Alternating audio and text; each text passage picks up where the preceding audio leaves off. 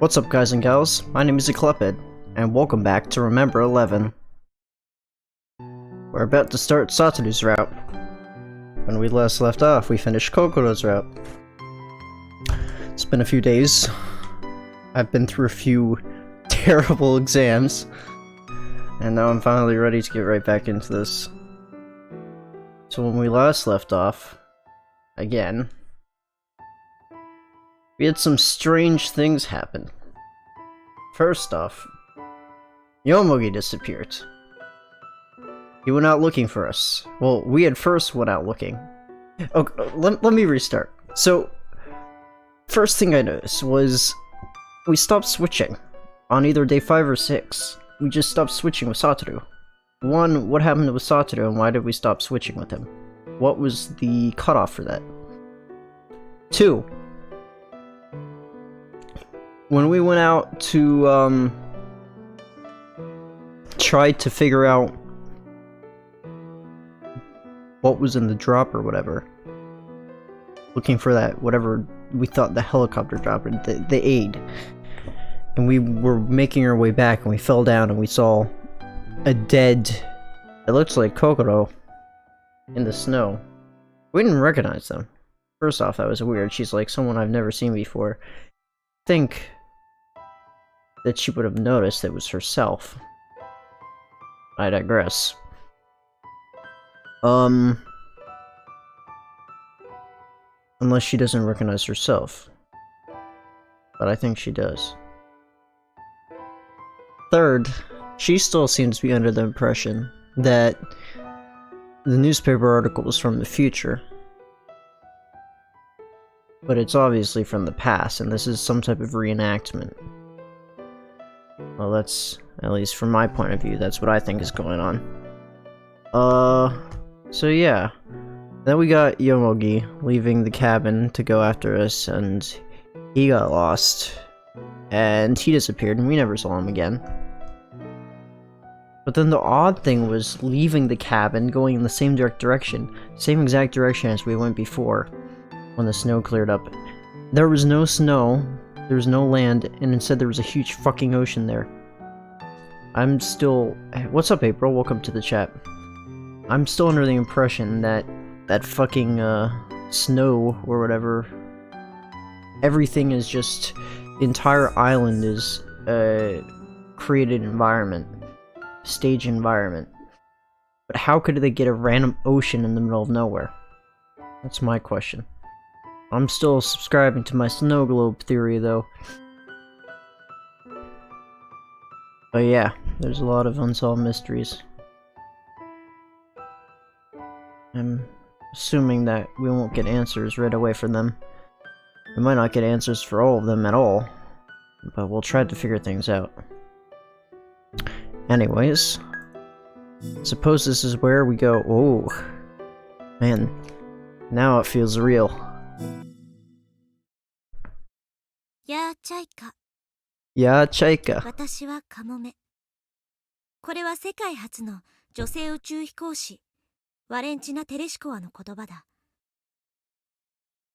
I think, you know what? I think this might have been my theory when I first thought about it, that this whole plane crash sequence that's happening that we see is actually the plane crashing in 2011. But then when we wake up as Kokoro in the cab, or on the ground being pulled to safety, or no, did we wake up in the cabin? I forget. Wherever we woke up as Kokoro, that was staged. The plane crash was real. But when we actually jumped, when we saw Kokoro after the plane crash, it was a completely different Kokoro. Anyways. 旧ソ連の宇宙船ボストーク6号に乗り込んだ彼女は、一人完全な静寂と虚無に支配された宇宙空間を漂いながら、その心もとない孤独感と同時に全ての束縛から逃れたことによる解放感を一羽のカモメになぞらえて地球の管制官に送ったのだった。I want to hear this again.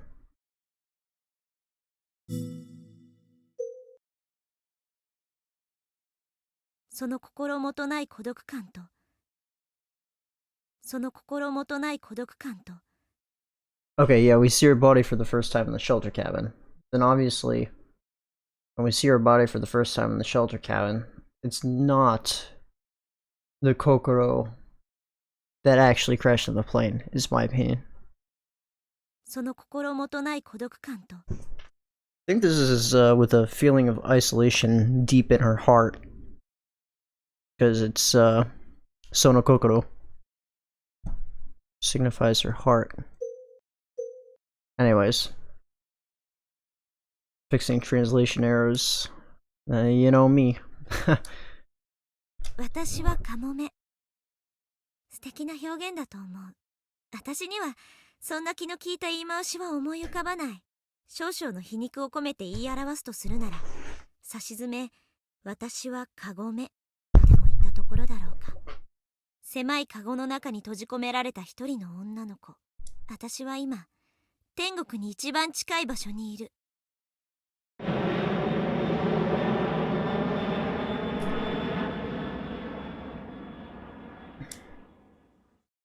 高度33000フィートの January 11th. Oh my god, kill me. Shut the fuck up now, now, now. I don't want to look behind me. 夜明けの晩に鶴と亀が滑った Shut the fuck up. 後ろの正面誰 Suddenly, the world around me disappears. Someone from the seat behind me has covered both my eyes with their hands. 後ろの正面誰 Starting to think this has more significance than I originally. 後ろの正面誰 I.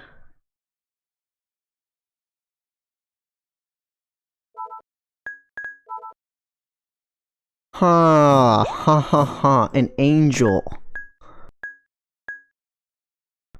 Was this an option last time? I think it was just pull the hands away and who, I wonder. そうね。ここは雲の上だから天使さんがいたずらでもしに来たのかな。 Or was this the right choice? Maybe there were 3 choices last time. うわ、何それ。親父ギャグですか。寒ー。 I heard a small clink. As soon as the hands covering my eyes were removed, I quickly turned around. Heaven is here. ウィス、こんち。 There was an unfamiliar boy I'd never seen before. He was leaning over the backrest with an innocent smile. ごめん、お姉ちゃん忙しいんだ。 Is there... What was the button to skip 退屈 text? なのはわか Oh. るけど、遊ぶんならママに相手してもらってね。 It's not saying there's any text for me to skip, so I guess it's important that I read this again. ママなんていないよ。じゃあパパは？パパの席はどこ？ The boy didn't say anything and just shook his head. You know, I've this entire... as to how she could form a bond with somebody like this so fast, but anyways. ってことは、まさか一人で？ This time he nodded his head. 小学生だよね。うん。へえ。小学生なのに一人で飛行機に乗れちゃうなんてすごいじゃない。すごくなんかないよ。 Even though he said that, you could tell he was quite pleased at being praised. He seemed very innocent and charming. But earlier I would have been under the complete influence of his childish charms. Now then, is this charming archaic smile an attribute of his true face, or is it just a cute facade hiding his wicked nature? Even though at my age you'd think I could immediately tell whether a kid was putting on an act or being sincere, but right now as someone who's experienced both the sweetness and the bitterness of this world, I see in his undefiled smile a side of him that I wanted to be real. I asked a question, not quite sure when I had become so talkative. 5番目の素数だよ。 Prime number. As a liberal arts student, That being said, I at least still remember the definition. A positive integer that can only be divided by the number 1 in itself. However, that number 1 itself is not included. 僕素数が好きなんだ。因数を2つだけしか持たないか1つでも3つ以上でもなく。But 2. He has a big smile on his face as always. A realm that was now forever out of my reach. The ability to give an integrating smile like that with all my might. Not integrating. I have fucking math stuck in my mind. Ingratiating smile. Like that. With all my might. Although, you know, my specialty isn't factors or prime numbers, but rather sociology and insanity. It's not. It's divisible by 10 and 2, and 4 and 5, and 20 and 1. He said that suddenly. How did you know? Oh, that's right. He mischievously tilted his head for me to see. He rested his chin on the headrest behind me and struck his right hand out. And he shook it. His palm was very small. It fit surprisingly well into my own palm as if returning a missing fragment to its rightful place. And then fuck, everything goes downhill. Oh. Straining my ears, I could still hear the sound of the wind. Outside, the snow was still blowing violently about. I held my breath as I stood in front of light was blinking in the darkness.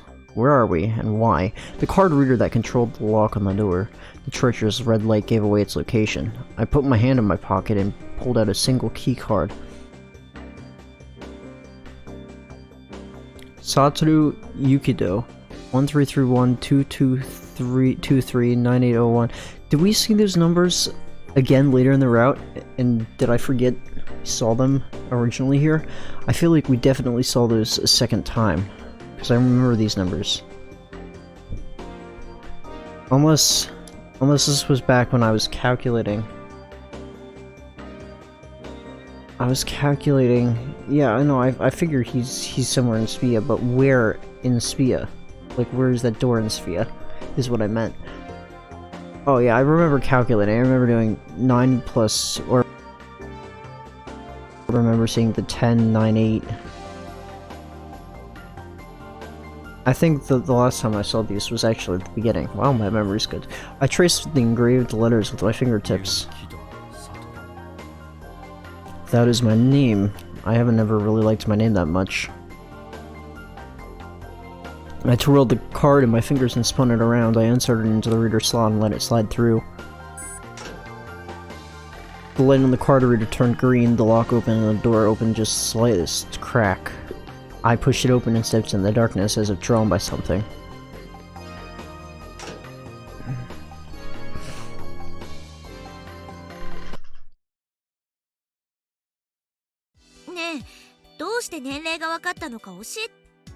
I gave a brief self-introduction and Uni slipped in the seat beside me.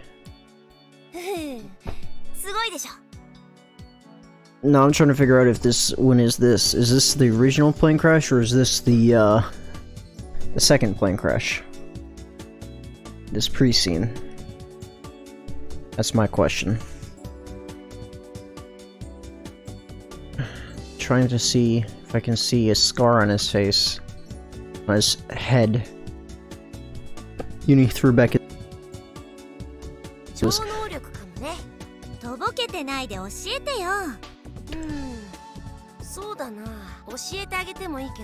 What's the favor?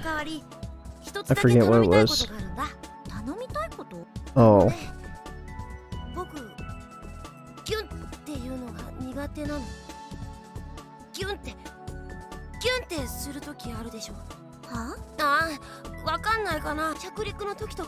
Oh, that.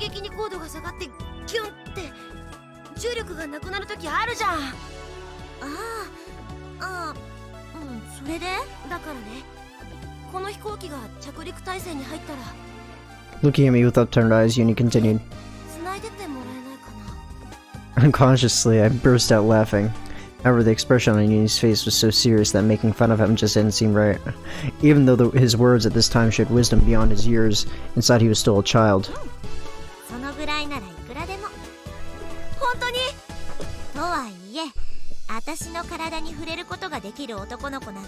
めったにいないんだからね。ありがたく思いなさいよ。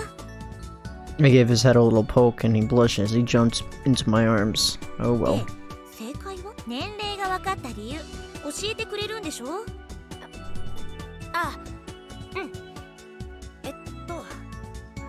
When he said that, Uni let go of my sleeve and stretched his arm behind my こ head. れだよこれ。これが心の髪の毛についてたから。His hand was a fluttering object, which he presented to me.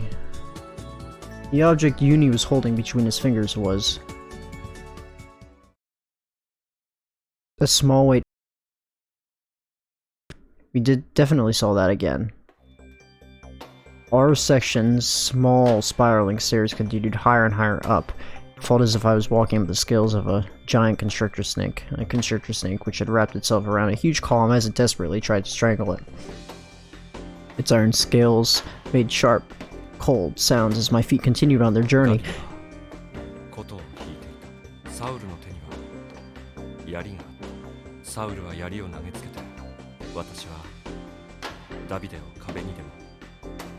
I didn't think of the words coming out of my mouth as my own. It was as if some spirit was whispering them into my ear. Who is he talking about here, and what is he meaning? The entrance I was looking for was near. Thankfully, this constrictor I was making my way up on didn't have a head. Perhaps before it could finally strangle its prey, its head was cut off. Is this the guy that we saw in the basement that he's tailing? The guy he killed? The cogwheels of the clock tower made an eerie noise. Rattle, rattle. It sounded as if a spell was being cast once he take control over time for all eternity. 羽？そう、羽。これが私の髪の毛に？後ろのところにね。I had no idea why a feather would be there. Oh, here we go again with... ココロン、昨日お風呂入らなかったでしょ。失礼ね。ちゃんと入ったわよ。Oh, I think they're actually cutting stuff out, because this is going a little faster. 嘘だ。どうしてそんなことで嘘つかなきゃならない？だってココロンのまぶた、ちょっと腫れてるから。寝不足なんじゃないの？Saying that, Uni took out a mirror from his pocket and placed it right in front of my face.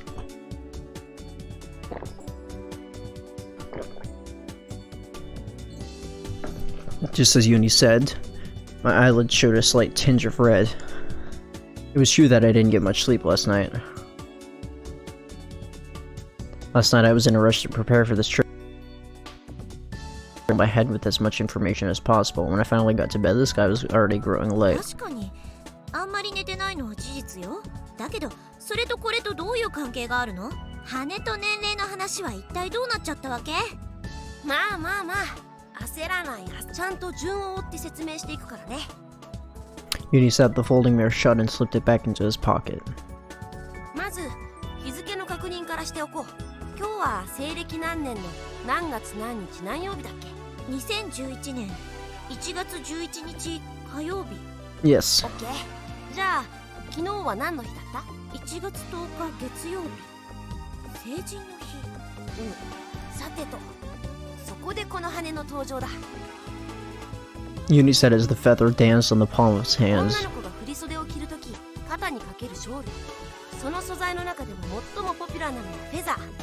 ホワイト、そしておそらくは僕の手のひらに乗って、あとは言わなくてもわかるよ。つまり私は昨日振袖を着、その時肩にかけてたショールの成人式といえば、小学校や中学校で初恋の男の子が見違えるほどあんまりパッとしなかった女の子が妬ましいぐらいに綺麗になって、ともかくそんな開口が次から次へと訪れることによって同様に当時の心も激しい高揚。そんな浮ついた恍惚状態に式を終えた心は、かつてつるんでいた仲良しぐ誰はばかることなく堂々とアルコールが、二次会はやがて三次会となり、三次会は四次会へ、四次会は五次結果、ろくに眠ることもでき、心は襟足に羽をつけたまま。どう？当たりでしょ？ No, you didn't. Hearing all the statements in quite quick succession left me feeling embarrassed long before I fully noticed myself. Uni's eyes were sparkling, his cheeks were flushed with red. はあ、一枚の羽からよくそんな妄想が思いつくわね。妄想？これは妄想なんかじゃないよ。極めて論理的な推理さ。なるほど、自信満々だ。なるほど。まあね。だけどその極めて論理的な推理ってやつは Wrong. 残念ながら大外れ。だって私2月生まれだもん。成人式は去年やっちゃったんだ。 As soon as I said those words, Uni's eyes wide opened, leaving two little dots where his cheerful saucer-like pupils had been before. His mouth was left half open in shock. 嘘。じゃあこの羽はなんで心の髪についてたの？さあね。 There's a reason for that, and it's probably gonna be important. さあねって。あ、でもここは雲の上だし、もしかしたら天使の羽かもね。天使。 Remembering that in wonder, Uni turned to look out the window. His flustered appearance resembled that of a live puppy that had just come face to face with a robot dog and was all the cuter for it. I couldn't help but quietly giggle to myself, my last reach Uni's ears and his neck tensed up. 天使なんているわけないじゃん。そうかな。そうだよ。まあ、いずれにせよ、ガチョウの羽だって解釈するより、心はロマンティックかどうかで時にはね。論理的な根拠なんてどうでもいいんだ。だから。 時には論理的に証明できることだったらそれをロマンティックなそういうこと。 With a blank look on his face, Uni gazed absent-mindedly at the feather in his palm. He was utterly still as if his soul had gone somewhere else and left his body frozen in place. His eyes were downcast, only his lips were moving. This is going to be interesting, actually, because I just realized that after this prologue, nothing is going to be the same. It's interesting because in other visual novels where there are multiple character routes, a lot of the text is the same when you're doing multiple character routes, but for this you're completely switching perspectives. And we're not going to have any repeating text after this. None whatsoever.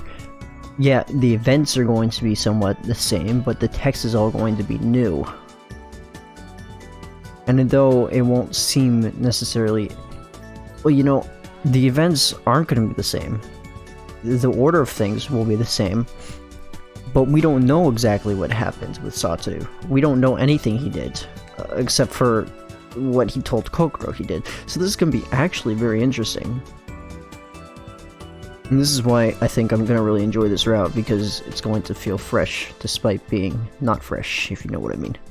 いいけど、そんなものもらってどうするの？記念にするんだ。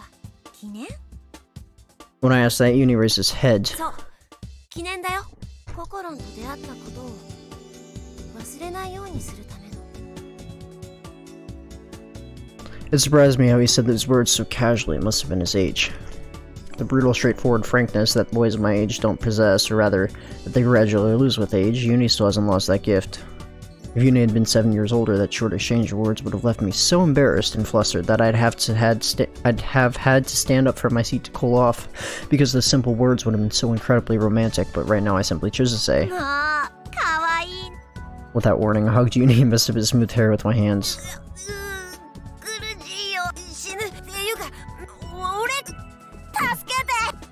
Uni circled like a cute little woodland creature in my arms. The Alpha and the Omega. There was a snowstorm outside. The snowstorm was so strong I had to lean with my hand against the wall to keep standing upright.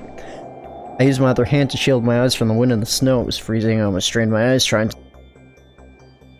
The entire landscape before me had been whited out, a pure white world where all depth was lost.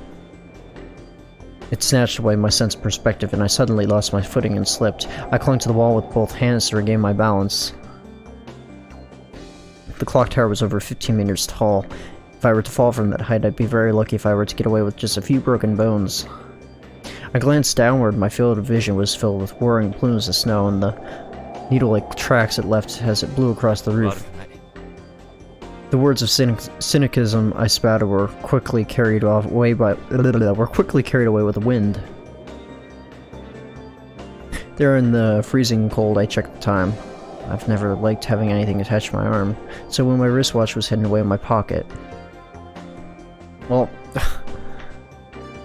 that explains, why Kokoro's wristwatch kept being taken off. I mean, I had completely forgotten he had said this. My eyes turned toward the panel of the digital watch. It's almost 4 p.m.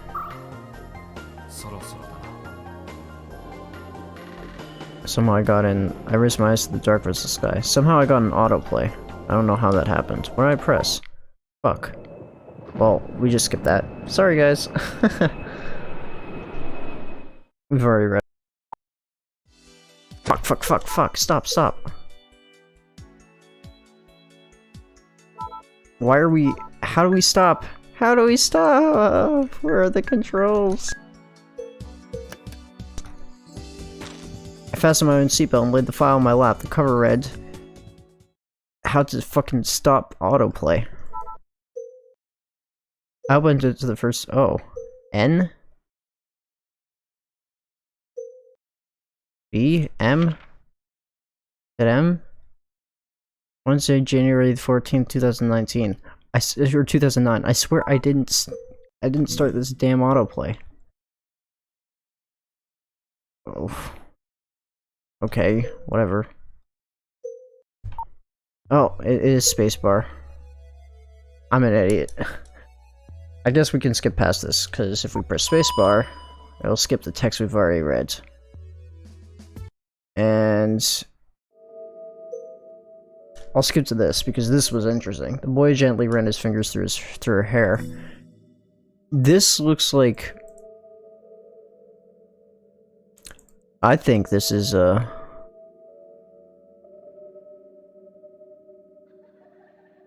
Oh.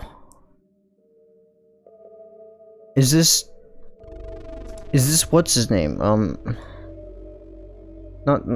Junpei? No, why am I saying Junpei? Was it Junpei? Whoever Yomogi and, Kali's son was. Was it Junpei? The boy gently ran his fingers through her hair. Yeah, that's Junpei, and I'm calling him Junpei even if his name's not Junpei. And Inuishi Keiko. It's okay, he whispered softly into her ear. There's nothing to be afraid of. Because no matter what happens, I'll be here to protect you. The words left her trembling lips as she nervously shook her head.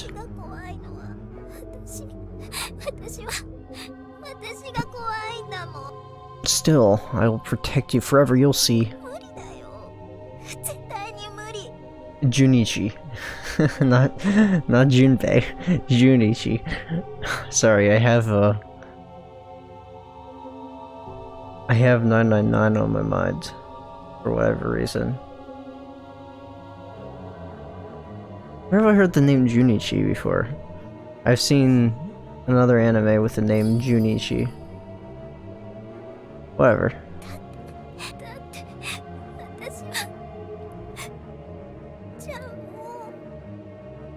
Junichi-chan? Her slender fingers dug deep into the boy's back. Inuishi Keiko massacre. Abruptly, there was an unexpected noise, and the inside of the plane lost gravity. The file on my lap slowly floated into the air before me, pages fluttering as if to take off, and then fell from midair with a thud as though tired and gasping for air. But before it could recover, the file crashed abruptly to my feet. The plane felt like it was drifting on ice.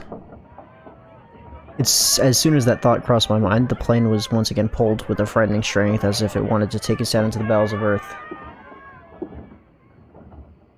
Oh, yeah, Junichi's 11. Well, I know that. Wait.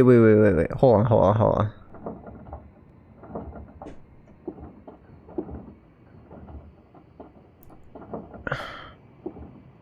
I completely forgot about the connection between their son and the number 11. Is Uni... Hold on.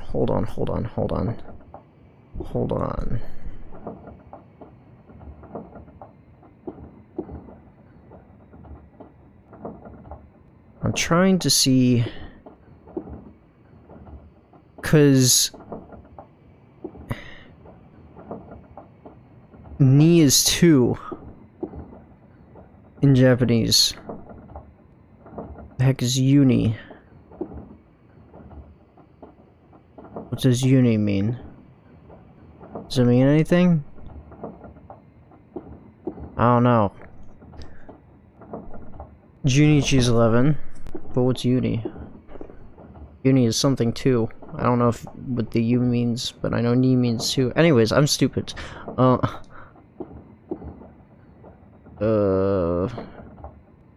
There's some connection between Junichi and Uni. I don't know why I'm putting that together right now, but there's definitely some connection.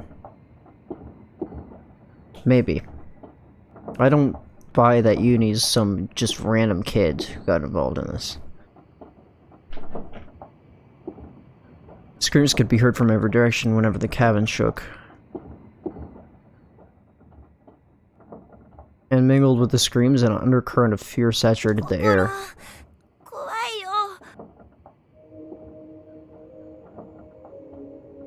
Uni clung to my chest tightly. I placed my arm around his shoulder and tried to calm him down. And then Kokoro's stupid traffic accident statistics. Not helpful. Fuck off with that shit. Statistics aren't going to help anybody calm down. That's not how you help people calm down in stressful situations.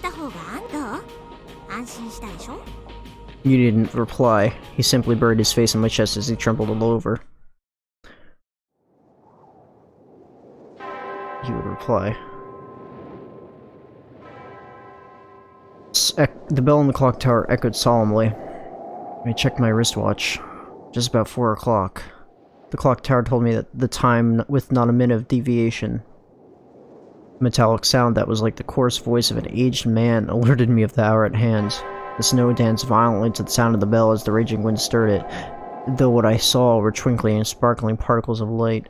An infinite amount of angels dancing and rejoicing at the advent of a great gospel.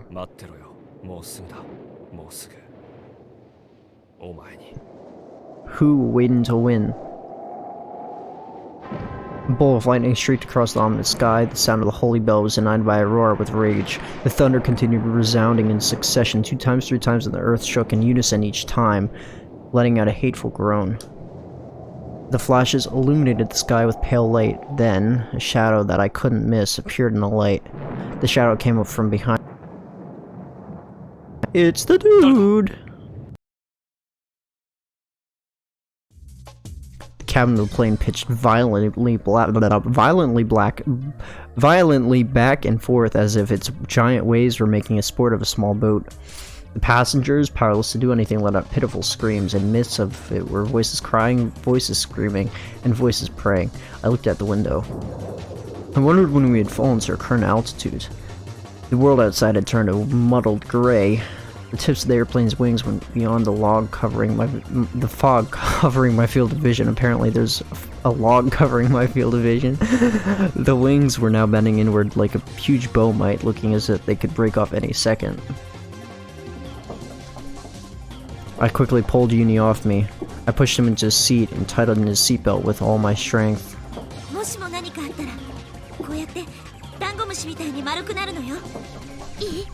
Sure, that's what you should do. 100%.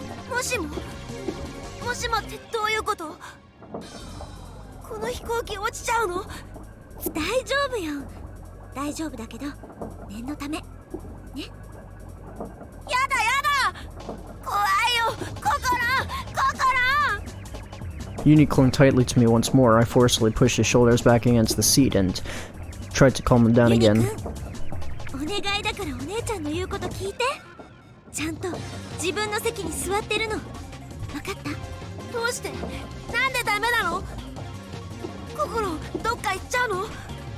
Yeah, she's dead. She's dying, is where she's going. Sorry, you're gonna be all alone. It's because I'm gonna kill her.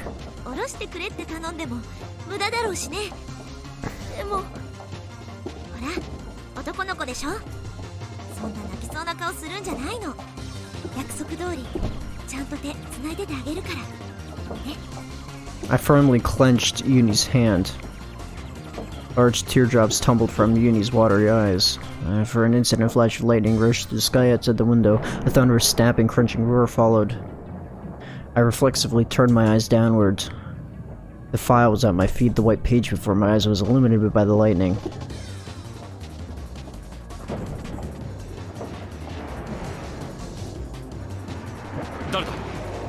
I turned around saying this as forcefully as I could, the faint shadow of the person in front of the door. However, the fierce wind and the dancing snow prevented me from seeing who it was.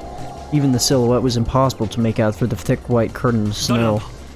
I called out once again. The shadow gave no answer. It was slowly moving closer. Feelings of fear and distress began to grow inside of my amygdala. I was backed up into a corner above the roof by the mysterious shadow as it drew slowly nearer and nearer. The shadow didn't stop. Lightning bolts glittered in the distance like flames. The well-honed blade struck the earth. A silhouette could be made out in the backlight. In that instant, I finally figured out what the shadow really was. Okay, the airplane sunk rapidly. By now it was clear the crew had no control over the plane. The small craft lost its balance, completely writhing and twisting like a snake. The lights had died, darkness was all around, the sounds of shrieks and screams stabbed at my ears. A maddened passenger began screaming, a strong jet of air could be felt blowing in from somewhere. The scent of oil penetrated my nose. And the next moment...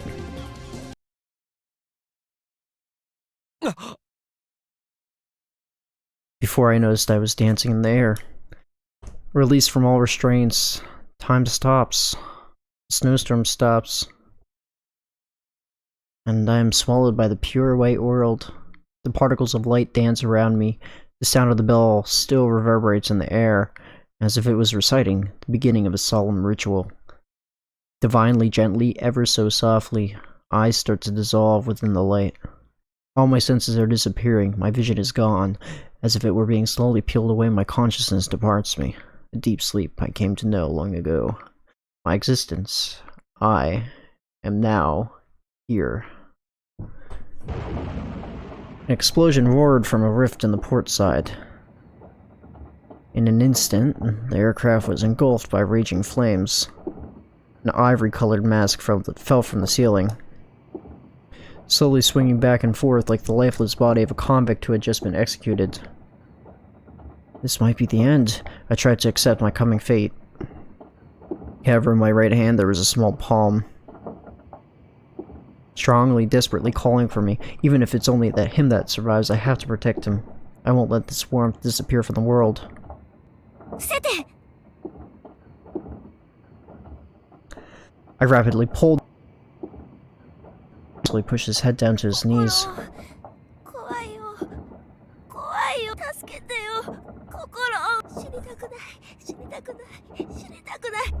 Our altitude continued to drop. The airplane struggled violently in the last-ditch effort at resistance.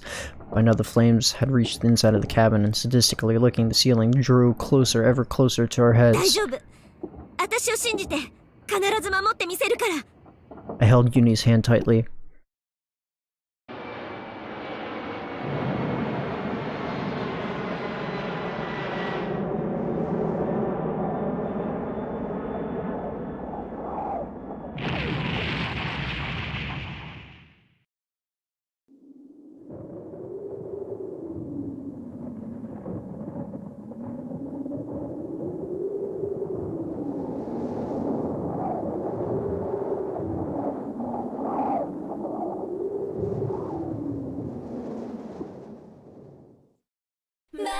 This time I actually will watch.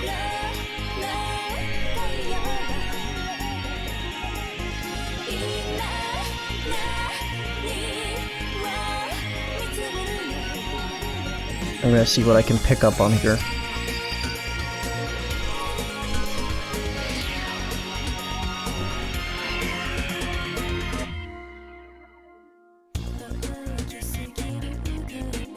If there's a logical explanation for something, I'll believe it. If there's meaning to human life, there must be meaning to death as well. Flame keeps burning forever. 2 factors, not 1, not 2, but not 3, but 2. Not the result, but the process.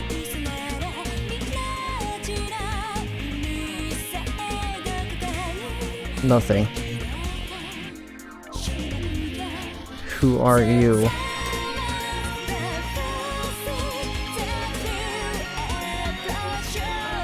Exceeding light, exceeding infinity.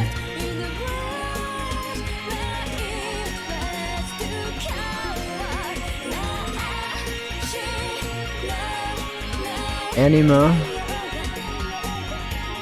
Persona. Old wise man. Great mother.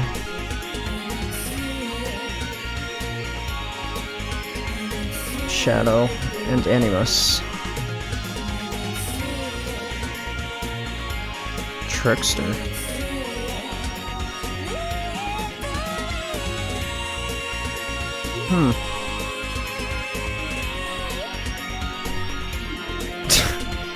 What's up with the chemistry?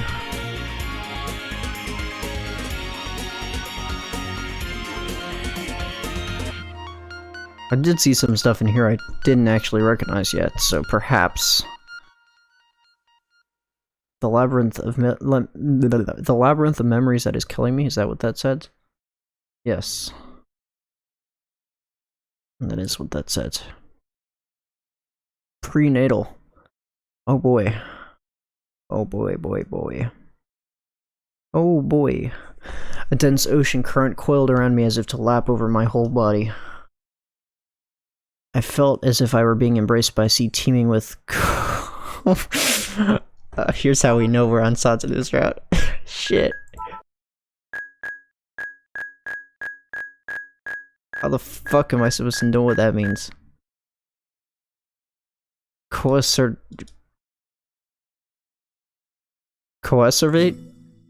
A small spherical droplet of hydrophilic colloids suspended in a liquid which forms when solutions of colloids are mixed under suitable conditions to achieve and maintain a stable state. There's a theory that suggests the origin of life on Earth. Interesting. The fuck are you doing, Satoru? The vicious, colloidal ocean water is burning hot. I couldn't breathe. I writhed, agonized in the scorching hot liquid. Is this a dream? That question crosses my mind out of nowhere. If this was reality, then I might have traveled 4 billion years back in time and awoken in the ending a sensory organ which was neither an arm nor a feeler. I tried to search for my body. The thing I called my body was nowhere to be found. Only a soft, flabby aggregation of amino acids surrounded me. Satoru is a Texan. I began to melt into the boiling water as the water all. I can no longer tell where my own existence begins or ends. Felt as if the whole vast sea were myself and that there were no singular entity in existence here. But I am here. Whether or not I have substance, there is no doubt that I exist here. I perceive colors with a sense that is not sight. I listen to sounds with a sense which is not hearing. I smell odors with a sense that is not smell. My surroundings were completely saturated by a dizzying, dazzling red light, a rhythmic sound, and a sweet scent that felt as if it would dissolve. I could both perceive and consider them, yet the origin of my thoughts didn't appear to be my brain. So where were these thoughts coming from? Perhaps the great sea surrounding me is controlling my thought processes, or could it be that perhaps this very thought is false? If that is the case, then I'm not thinking, not feeling anything. Do I not exist? Upon thinking this, I was suddenly assailed by an unbearable anxiety. I'm not here, I'm not here! Terror swirled within me, gradually converging on one point before exploding. I struggled, I continued to struggle as though I'd go mad, seeking an exit, seeking a light, seeking substance. I wanted to escape from this world as quickly as possible. Help me. Get me out of here. I am here.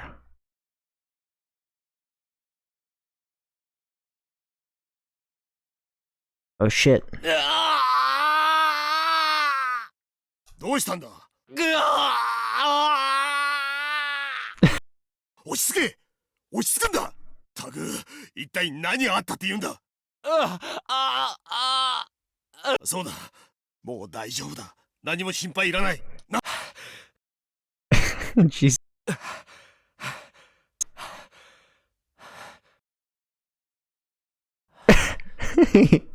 Before his realization, he's like, what the fuck?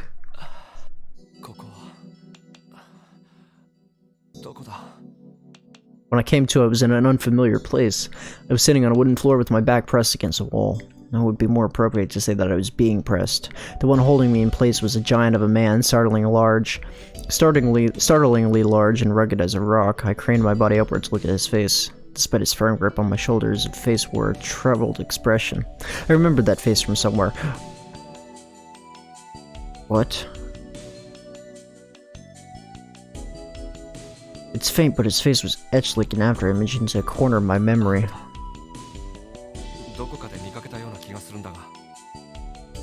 As I asked that, the man caught his breath and stared at やっ me. ぱりどっかで会ったよな。それとも人違いか。なあ、聞いてんだろ、おっさん。 The man blinked repeatedly as if finally coming to his 大 senses. 丈夫なのか。 Whoa. おっさんはもう収まったんだよな。おっさん、今までめちゃくちゃに暴れまくってたんじゃないか。おかしくなっちまったんじゃないかと思って心配したんだぞ。 The man slowly let go of my shoulders. あんなことが起こった後だからね。きっと怖い夢でも見たんだろうけれど。 Dreams, that nightmare, as red as fresh blood. Even just thinking about it made me shudder. I see, so I was struggling because of a nightmare. Really like a little kid.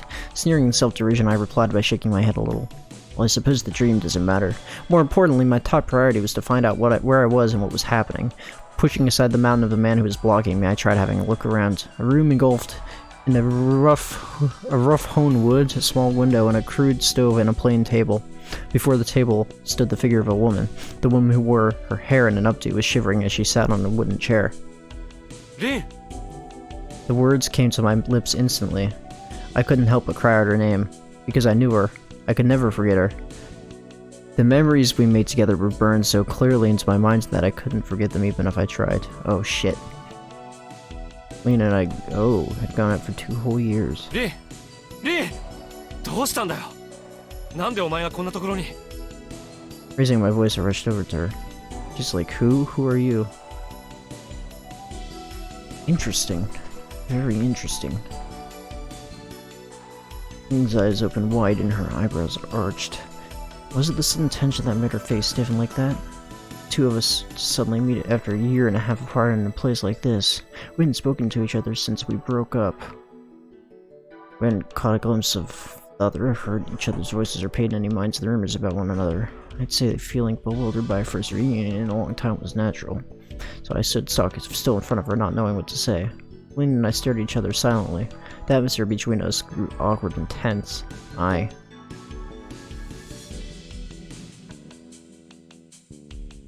Oh my gosh.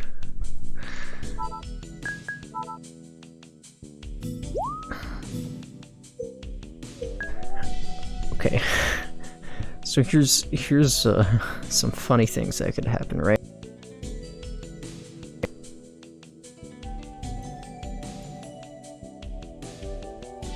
If we go with why are you here, she'll be like, what's up, tuna salads? No, she won't be like that. But I'm saying that, saying what's up, tuna salad to somebody in the chat who just got here. Anyways, as I was saying, if we say why are you here, she's gonna be like, what the fuck? You were in a plane crash, what do you mean why are you here? We say it's been a while. She's obviously gonna be like, huh? But she might, if we talk about her memories with her, she'll be like, what the fuck? リン、久しぶりだな。あれからどうしてたんだ。連絡ぐらいくれればよかったのに。ほら、約束しただろ。俺たちは。Oh my gosh. 別れても普通の友達でいようって。なのにお前は。ちょっと待って。あんた、喧嘩売ってんの？ Abruptly, Lynn started to speak. 慣れ慣れしくお前なんて呼ばないでくれる？ She leveled a menacing glare at me. それに、名前、どうしてあんたが私の名前を知ってるのよ？まさか、盗み聞きしてたの？私がこの男に名前を教えたとき、あんた本当は意識があったんです。今までは気を失ったふりをしてただけで。ねえ、どうなの？答えなさいよ。Even if she ordered me to answer, I couldn't. The words she said may as well have been in some unknown language for all I understood them. おい、どうしちまったんだよ、リン。まさか俺のことを忘れたわけじゃ。忘れる？忘れようにも忘れようがないわ。だって私、初めっからあんたのことなんて知らないもの。知らない？知らないってどういうことだ？どういうことも何もないわよ。あんたみたいなやつに会った覚えは一度もないって言ってんの。そんな。 Hearing those utterly unexpected words left me completely astounded. No, did you really forget about me?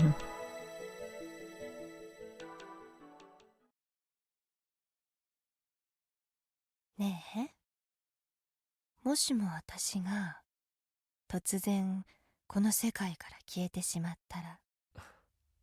リンのいる世界を見つけるよ。じゃあその世界が見つからなかったとしたら。そうだな、多分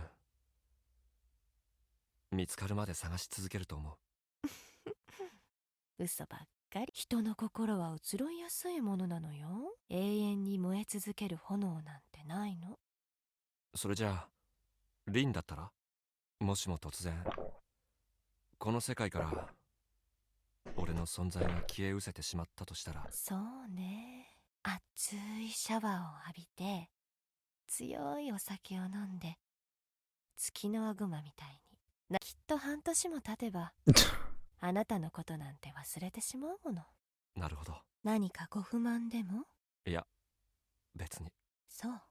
So he probably thinks 今 she 私が just 言った actually ことを forgot 本 about. 心よ。だから会いたいと思うの。毎日でも四六時中でも。できることなら一秒も眠らずに少しでも目をそらしたらすぐにあなたのことを忘れてしまうような気がするから。口づけをするのも体を重ねるのも。Jesus Christ.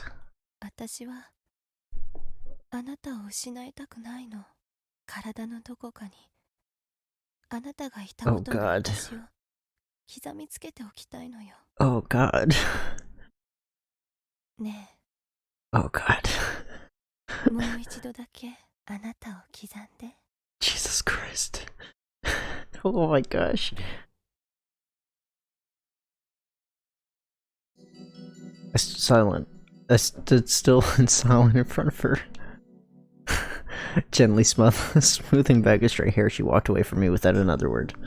When 6 months had passed, I'd forget all about you.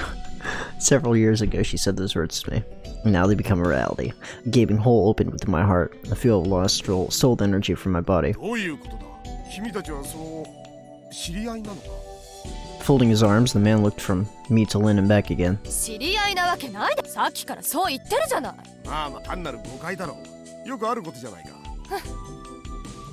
Lynn turned away and went to sit down on the bottom bunk. Then... 誤解？誤解なんかじゃないよ。 Holy fuck. Suddenly I heard a voice. ただこの人は忘れちゃってるだけなんだから。 I turned in the direction of the voice. On the top bunk was a boy perched with both hands on the edge of the bed looking down at us.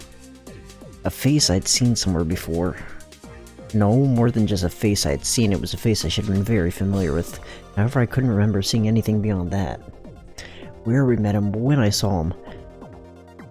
Whether or not he knows me too, I don't remember a thing. Nonetheless, the feeling that I know this boy was spreading somewhere deep within my chest. ちょっと聞き捨てならないわね。あんた今忘れちゃってるだけって。 Lean suddenly got up and walked over to stand right below the boy. 私は何度も言うようだけど忘れてるわけじゃなくて。違うってば。違う？違うって何が違うの？僕はリンのことを言ったんじゃないんだ。私のことじゃないなら。 The boy gritted his teeth, frowning. Still looking down, he slowly raised his left hand. この人だよ。 With hostility in those words, he pointed his slender finger at me. Me? Why? I hadn't forgotten anything. Lean's the one who lost her memory.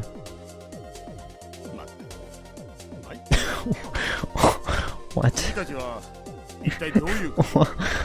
僕には君たちの言ってることがさっぱり理解できないよ。 Neither do I. Something's wrong here. I had the feeling I'd been swallowed up in some ridiculously intricate plot. I have no basis for this. And yet a vague premonition and growing sense of unease swirled inside my chest. 誰かちゃんと説明できる奴はいないのか。この険悪なムードを引きずったまま一晩を共に過ごすのは嫌だろう。 No one responded. Lean ostentatiously averted her eyes before heaving a great sigh. The boy. Without saying anything, he jumped down and walked past me, heading for the doorway. どこに行くんだ、ユニ。話はまだ終わったわけじゃ。 I'm going up to kill myself. Uni. A name I'd heard before. The name and the face of a boy were etched deep into my consciousness. It seems I really do know him well. But I'm still not sure how I know him. どこにも行かないよ。 Oh sure, you say that 行き now. たくったって Uni stopped in a corner of the room, turning away as he spoke. There was a rectangular hole at his feet. Affixed to the side of the hole was a wooden ladder leading 薪 downward. を取りに行くだけだよ。夜中になったら今よりももっと寒くなるから。待ちなさいよ。 Moon stopped Uni as he placed a hand on the ladder. そのコートいい加減脱いだら。私のなのよ。返してよ。やだ。拾ったんだから僕のものだ。 That's not how it works. 何よそのデタラメな論理は。遺失物法第1条。知らないの？他人の遺失したる物件を習得したる者は速やかに遺失者または所有者その物件回復の請求権を有する者にその物件を返還しまたは警察署長にこれを差し出すべし。ただし法令の規定により私に所有所持することを禁止たる物件は返還するの限りにあらず。 Prohibited. は？何言っちゃってるわけ？そのコートは所有所持することを禁止たる物件でもなんでもないでしょ。 This is infinitely more hilarious this time. 何よ。お取り込み中のところすまないが、一つ気になったことがあるので聞いてもいい？ユニはそのコートをどこで拾ったんだっけ？それは機体の残骸の中から。そいつはおかしいだろ。君は墜落の衝撃で機外へと放り出され。もううるさいな。 Huh? 分かったよ。脱げばいいんでしょ。脱げば。 After interrupting the man in mid argument, Uni resignedly removed the coat that was hanging off him. ほら返すよ。 Rolling up the coat, he tossed it to Lynn. もう乱暴に扱わないでくれる？高かったんだからね。 As Lynn muttered a complaint, she gently patted off her reclaimed coat. I just kept silent as I watched their exchange from the sidelines. Not there had been any room for me to cut in even if I wanted to. Plane wreckage impact? What were they talking about? My confusion only deepened.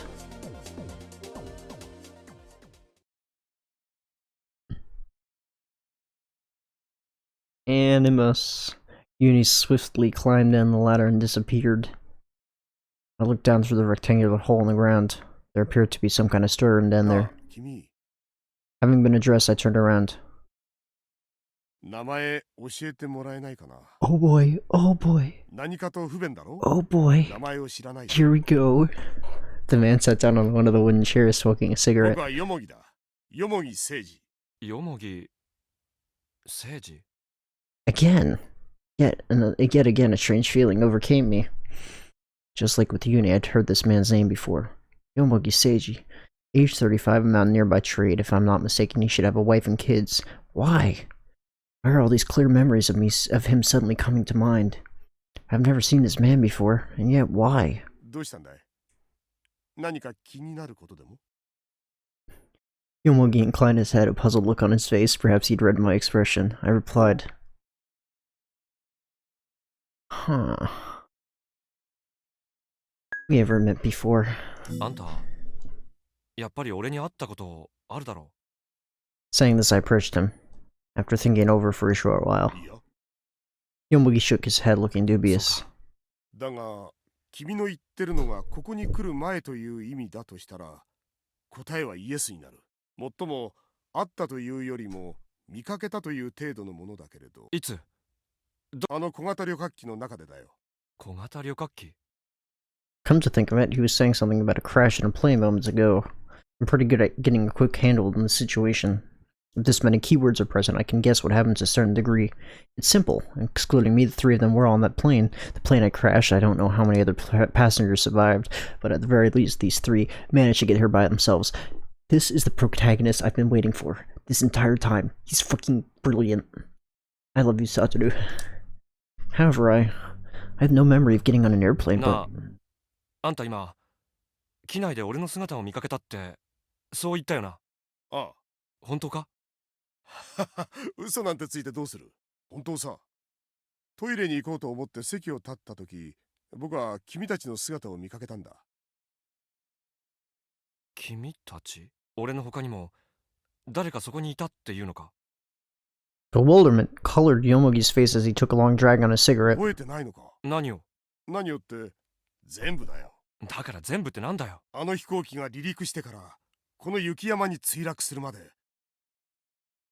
その間の記憶のことを言ってるんだ。 Chaos, chaos, chaos. A large quantity of information was streaming into my head like a series of raging waves threatening to split my head like a burst ユ dam. ニが君の隣に座ってただろう。機体の右舷、確か後ろの方だったな。君は通路側の座席に、ユニは窓側の座席にそれぞれ腰を下ろしていた。楽しそうに話してたじゃないか。忘れたのか？ I really couldn't remember. Did I get on a small passenger plane? Did I have fun talking to Uni beside me? Is that why I remember Uni's name and face? Come to think of it, Uni said something along the lines. This person just forgot. In short, memory loss. Is that how it is? そう思い詰めるな。軽い脳震盪だろう。記憶はすぐに元に戻るさ。それよりもそろそろ教えてもらえないかな。名前。まさか自分の名前さえも忘れてしまったわけじゃ。いや、覚えてる。覚えてるよ。My mind was balancing on the verge of insanity, trying desperately to keep a hold of my senses. I answered, This is the moment. This is the moment. 俺の名前は有機堂悟だ。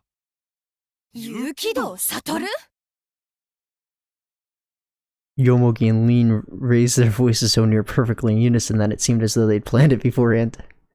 Yomogi looked over me critically as though observing some strange life form, and Lean marched up to me straight with her mouth set in a hard line. Maybe, just maybe. Lean had remembered me at last? Softly calling her by name, I moved toward her. But she slapped me in the face, didn't she? We stood right in front of the stove facing each other. A strange sense of unease overcame me. I soon realized that its source was in the way as she looked at me. I was looking up at Lean. Lean was looking down at me. In truth, the difference in height angles wasn't that great, but the fact that there was barely any difference between our heights to begin with, to me it was shocking. I tried to analyze this inexplicable phenomenon. I looked down, thought I should check to make sure of my own feet. But then, just at that moment, at first I couldn't quite understand what was that had happened to me. My vision swam. The strength in my legs left me and I fell to my knees. Right after that I was attacked with a violent pain. The pain spread in burning waves across my face and down my neck until my whole head was throbbing. Was I hit just now? If so, then I haven't had a clue by whom or with what, though. Or why there would be any reason for someone to hit me. I was only sure of one thing. Right there before my eyes was the person who hit me, Mayuzumi Lean. My blurry vision finally came back into the focus. From where I knelt on the ground, I looked up at Lean as she towered over me. She glared at imposingly down at me, her face flushed. ふざけないでよ。 Her voice was quavering with anger. There must seem to be a strange aura emanating from her, causing the air behind her to distort like a heat haze. どういうつもりなの？なんで有機堂悟なんて。 I got to my feet, wiping a hand across my mouth. Something red was smeared across the base of my thumb. 変わってないな、お前。カッとなるとすぐに手を挙げる癖だよ。それからわけのわからないことで突然怒り出すところも相変わらずだ。Oh God. あんた、それって悟のふりをしてるつもりなのよね。ふりじゃ、その品のない言葉遣いも、私の名前を呼び捨てにしたことも、全部今までの全てが私を陥れるための演技。まあもっとも演技と呼べるほどのものでもないけどね。猿芝居、幼稚なお遊戯、具にもつかない滑稽な茶番としか言いようがないわ。どうしちまったんだよ、本当に。俺は悟だよ。振りも演技もしてない。俺こそが正真正銘の有機堂悟なんだ。はあ？この後に及んでまだ続けるつもりなわけ？呆れたわ。何なのよそれ。あんたは何をどうしたいっていうの？ What's up, buttheaded? 私をからかってるだけ？それとも悪徳商法かなんかの勧誘でもするつもりなの？どっちにしろ私を騙そうとしても無駄よ。私と悟の過去についてある程度調べてきたみたいだけど、残念だったわね。今度誰かを騙すときは相手を慎重に選んだ方がいいわよ。Confused and bewildered, I was left speechless. There was a fatal discrepancy somewhere in my exchange with Lin just now, like a pair of gears that don't line up. And clattering along to no productive end. Fucking mic keeps cutting out. It's annoying. I don't know why. It keeps happening. I need to fix it, but how? I am me, Yukido Satoru. There can be no mistake about it. And yet, Lin isn't recognizing me for me who I am as Yukido Satoru. Yukido Satoru. Distance was being denied. それにしても寒いわね、このポンコツストーブ。火力弱いんじゃないの？ねえ、ヨモギ、なんとかしてくれない？ Lin sat down in front of the stove, arms crossed against the cold. Yomugi stood where he was, and as though frozen there, a cigarette in his mouth. The flame had already reached the filter and burned itself out. ちょっと！聞こえないの？なんとかしてって言ってるでしょ？ Lin shouted at him over her shoulder. The spent cigarette dropped from Yomugi's lips and onto the floor. He gathered several blankets from the beds, then draped them over Lin's shoulders. Lin pulled them tight around her. コーヒー入れてくれって言ってんの。さっさと動きなさいよ。トロイんだから。やれやれ、世話の焼けるお姫様だ。As he grumbled in complaint, Yomugi skillfully brewed a cup of coffee and carried it over to Lin. Lin accepted it without a word of thanks, and then after blowing it a few times, she set her lips to the edge of the cup. ちょっと何見てんのよ。目障りだからどっか行ってくれない？ Jeez. Those cold words were directed at me. My chest ached as though someone was squeezing it hard.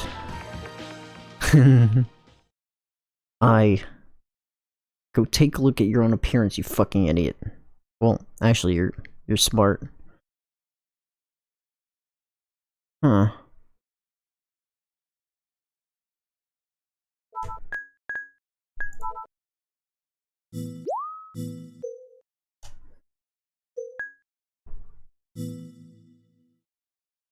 I noticed it for the first time since coming here. The fact that Lin didn't recognize me as Yukido Satoru was because my current appearance lacks the component which proves that Yukido Satoru is Yukido Satoru. Supposing a dog could talk, even if he said I'm a cat, no one would believe him. Because compared to a cat, a dog is so clearly different in appearance and form. The dog lacks the component which proves that a cat is a cat. Then, just what is the component which proves that a cat is a cat? It's not something you can express in one word.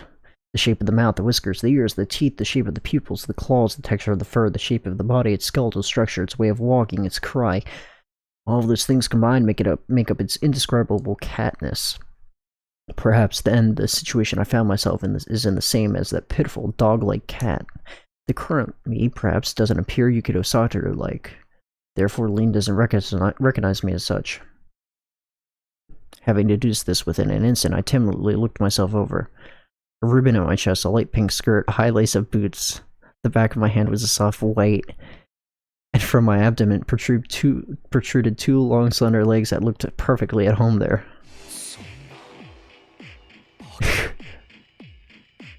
Those words left my mouth before I had time to think. I had expected my current appearance to be different from usual, but to be wearing a skirt. I'm wearing a skirt. In short, this means...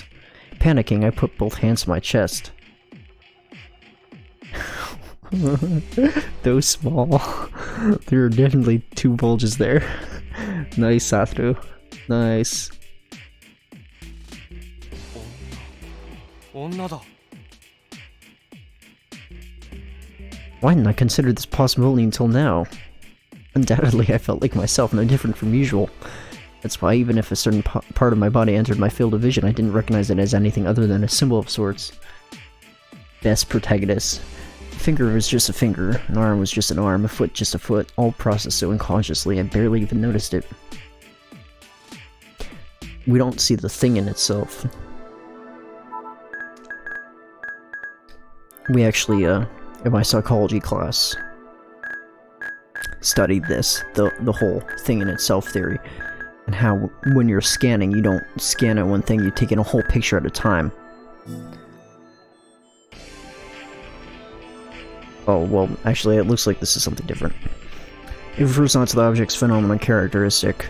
that which concerns empirical recognition, but to the actual object itself, the very substance of the phenomenon's origin, independent of any subjectivity. It means that we can only make sense of the phenomenon, we can never directly know the actual objects or ways. Yes.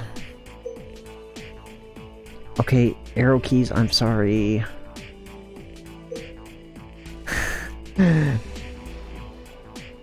We can't be said to be perceiving them exactly. We derive a simple general idea of each of the objects we see, and our thought patterns process them in that basic way. Until now, I just naturally thought of myself as myself. With the human mind, there exists the pursuit of an identity and a sense of self. I'm programmed to naturally think that the me of 10 years ago and the me of the present time are the same, yet in practice, both physically and mentally, the two are almost completely different. In much the same way, I too was convinced that me before and the me of present were identical. Therefore, even if my foot or a part of clothing entered my field of vision, I didn't recognize them as anything other than one of the components that makes up that of which I think of as myself. In short, I did not see my appearance as anything worthy of special note. I derived only the general concept of my body and decided just to input that information into my brain. However, now that I make a conscious observation of my own appearance, I notice that I'm different, a lot different than I remember. For the first time, I realized that something strange had happened to my body. The mental signals that something strange had risen to the surface level of my consciousness. なんだか難しそうな思いを巡らせているといった感じの顔だ。一人で抱え込んでないで打ち明けてみたらどうだい。I ran up to Yomogi and seized him by the shoulders. 鏡はどこだ？鏡？あいにく僕は持ち合わせていないが。I released Yomogi and scanned the room. Something, anything that I can use as a mirror. A small square window leaped into view. The other side of the window was dark. The weak light of the lantern illuminated the surface of the glass. I urgently rushed to the window. Yep. A face I have no memory of. The image reflected there was that of a young girl.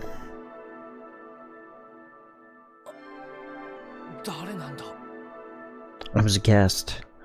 Slowly, oh so slowly, I extended a hand toward the face that floated in the glass. Cautiously taking great care, I paid careful attention to how I moved from my wrist down to my fingertips, so as to not break it. I held my breath, opened my eyes wide and softly. I touched the surface of the window pane. Who is this woman? Is this woman me? If that's so, then where is the me that I recognized gone? Who am I? Which is the real me? I don't understand, I don't understand. Something's wrong. This world isn't the world I know. Loneliness and alienation overwhelmed me, and my own existence suddenly seemed thin and fragile. The anxiety became more and more unbearable. Reason deserted me in the face of a fear so powerful it made me want to scream. My consciousness ended there. Aha. This is where we swapped, obviously. The first time. Trickster, I woke up enshrouded in darkness. An eerie moan was coming from the other side of the window. My intuition told me it was just the sound of the blizzard outside. The strong wind was rattling the window pane. Getting up from bed, I took a quick glance around the room. My private room in Svea. This, too, was an intuition. Intuition is information understood directly without the assistance of a process called interference. Inference, not interference. Like the instinctive recognition of seeing an apple when one is placed before you, I immediately grasped the situation. I was currently in Svea, specified psychiatric hospital for isolation and ages. Being in this facility was natural, and being in this room was natural, because this room was assigned to me. Leaving the bed, I switched on the lights. The stuff lying around this room was all mine. Nothing had been added, and nothing had been removed. No particular abnormality was evident. I quickly observed my body. I was a man again. Those two bulges had thankfully disappeared as well.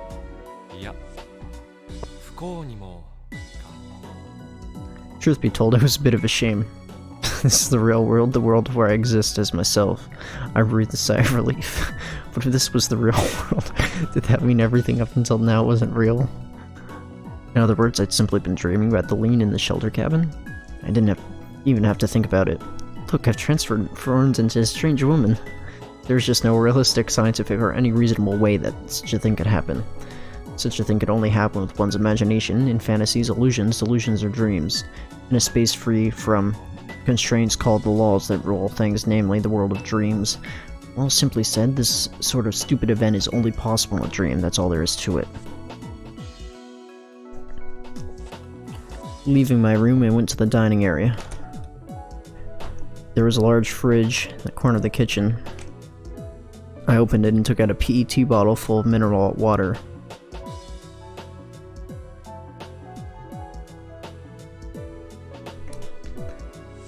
In the cupboard beside it, I found my usual glass. Picking it up, I filled it to the brim. Gasping, I wet my mouth. The icy water flowed into my stomach and rehydrated my entire body. I took my wristwatch out from my pocket. 9:12 p.m. Later that night, I thought. After putting the PET bottle back in the fridge, I went over to the living area. My arms folded, I tried to take a look around. The only audible sound was the sorrowful roar of the blizzard. Loitering in the center of the room, I couldn't help but feel a little forlorn.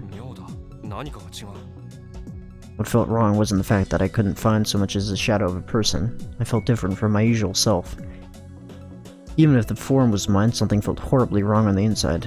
It differed from the unease I felt in the dream. It was a feeling of dreary emptiness. I identified the cause right away. I'd lost sight of my purpose. I didn't know what I was trying to accomplish. I don't remember ever having received instructions on what to do from anyone. My will didn't even guide me into doing anything, not a thing. My will was nothing but a null vector. A person is said to exist for a purpose as they live their daily life, studying, working, building a family, loving, hating, enjoying the present moment, doing nothing. Anything is fine. In any case, one is constantly driven by a necessity from within or from an outside command to do something. Instead, I had nothing. Perfect nothingness, and if anything, I was at least performing the essential actions of sustaining my life, such as drinking water and breathing. Then, thinking like I am now, this too as it was an act performed to make my body function correctly. With the exception of those primitive and instinctual acts, I was doing nothing. I felt as if something was missing, as if my core had been completely disconnected and stolen away. Yes, why are you in Svea? That's my question. As for this facility, Svea, I know everything. The small rooms range in every direction, this living area in the center, the kitchen, the surroundings enclosed by a whole wall, the clock tower above the facility. Clock tower? Something struck me. I was climbing the spiral staircase and stood on top of the clock tower, and then... I don't know. I couldn't remember what happened afterward. My mind was fumbling in the dark. It was a disaster being inside the chaotic snowstorm that was my messed up thoughts. Giving up, I decided to drop the matter. Even if I thought about it more, there wasn't a guarantee that I'd find what I was looking for. For now, finding a goal became my new objective. I decided to visit the room on the right first, the one facing the kitchen.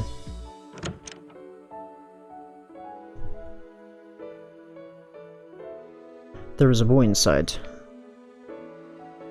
He was sitting on a chair first, but when I came in, he leaped up in a fluster and started talking. Two things surprised me. First was the fact that someone was inhabiting this room. If memory served me well, then this room was supposed to be vacant. Secondly, the fact that this person was Uni, the boy who appeared inside my dream. Hairstyle, looks, even the round glasses, he was the spitting image of one of the dream. Why is the character in my dream here in reality? I've said it already, but I really did believe this room was vacant. What made me think that, I had no idea. The countless synapses in my brain were scattering a flurry of sparks.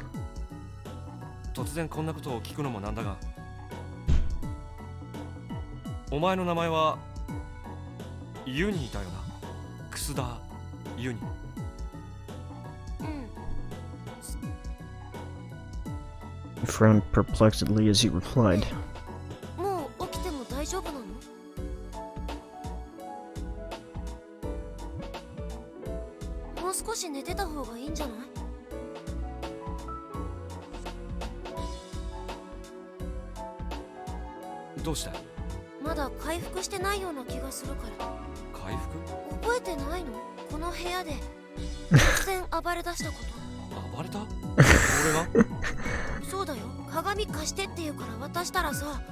急に大声を上げて泣き出して Oh, good. それでカーリーっていう人がやってきてお兄ちゃんに鎮静剤を打ったんだ。 I really don't remember any of that. What the heck did I do? At my wit's end, I began to pace around the room. There were still lots of things I didn't get, but I obtained some information from Uni. Uni just said a woman named Kali. A woman named, this expression shows the speaker has only recently met the person, or possibly holds a tinge of doubt about a particular person as a result of unverified information from a report. One of the two. In this case, since Uni appeared to have directly witnessed the event he spoke of, the latter possibility can be rejected. Therefore, the relation between Uni and Utsumi Kali is clearly not that deep. By the way, for me to arrive at this sort of conclusion, I must already know this woman named Utsumi Kali. Utsumi Kali. Look, just like that. The fact that I stated her surname without much thought shows that I have memories concerning her. And I do know her. I could even vividly recall her appearance. Silver hair, brown skin, gentle eyes, voluptuous chest. As usual, I didn't know why I knew that. Nor where and how I met her. I gave a heavy sigh. I felt like a marionette with my strings being pulled by someone whose true form I didn't know. That someone rules my memories and perhaps even controls my body. The fact that I'm walking around the room now, is it really because I wanted to? I don't even have the confidence to declare that.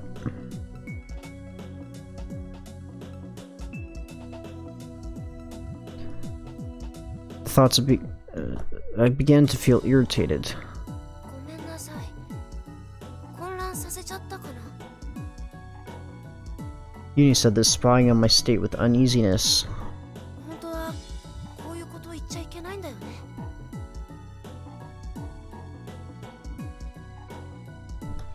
お兄ちゃん、病気だか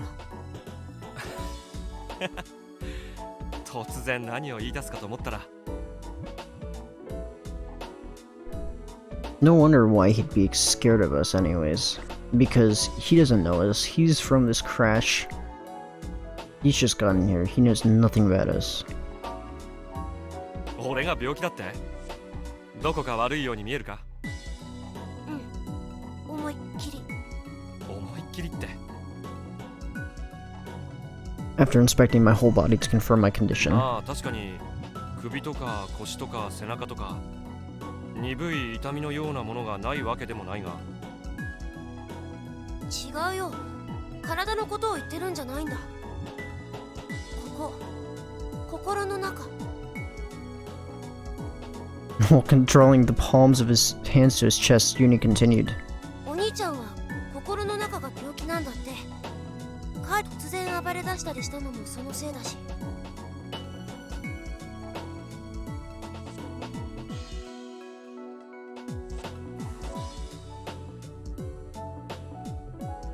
僕のことを知っているかのようなふりをして見せたのも。 I'm mentally ill? I wanted to really laugh it off, but I couldn't. And part of me couldn't deny this possibility. This mysterious, unexplainable sensation of being controlled by someone, the part of me who lost its purpose. My memory lost the errors of my recollections, not knowing what I should do, not knowing what I should know, what I shouldn't know. And the strange dream I saw earlier. Considering all that, saying I'm sick in the head doesn't feel all that far-fetched. Analyzing myself in a calm and objective manner, it's clear that the contents of my head are extremely chaotic. Maybe I have some kind of mental disorder? でも僕が言うのもなんだけど、そんなに思い詰めない方がいいと思うよ。サトルはサトルなんだからさ。 Uni said Satoru. I asked at once. ちょっと待ってくれ。お前、俺のこと知ってるのか？ Uni raised his eyebrows in bewilderment. Turning around, he walked in front of the desk. He picked something up, a disc-shaped object in a case. Uni spoke while swinging it lightly. これだよ、これ。テラバイトディスク。テラバイトディスク？それって最近製品化された大容量記憶媒体のことだよな。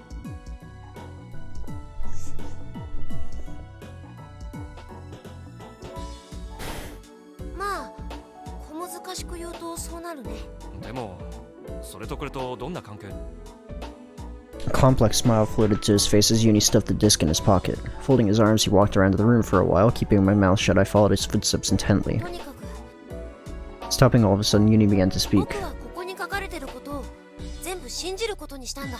Which says what? I don't get it. I was hoping for an answer to my question, but that was a really far-off answer. What the fuck? だからごめんなさい。さっきのことは許してください。 This time it's an apology out of nowhere. What? As he bowed, he scratched his head in embarrassment. どうして謝ったりするんだよ。だってさっきサトルが来た時僕冷たくあしらっちゃったでしょ。だから It was impossible to comprehend. My thinking process was at a deadlock. All that moved were my, were my eyelids as I blinked rapidly and uncontrollably. そっか、サトルには心になってる時の記憶はないんだったよね。有機堂サトルと冬川心は別の人格で。冬川心。 How many times had this happened now? Again, that name sounded familiar to me.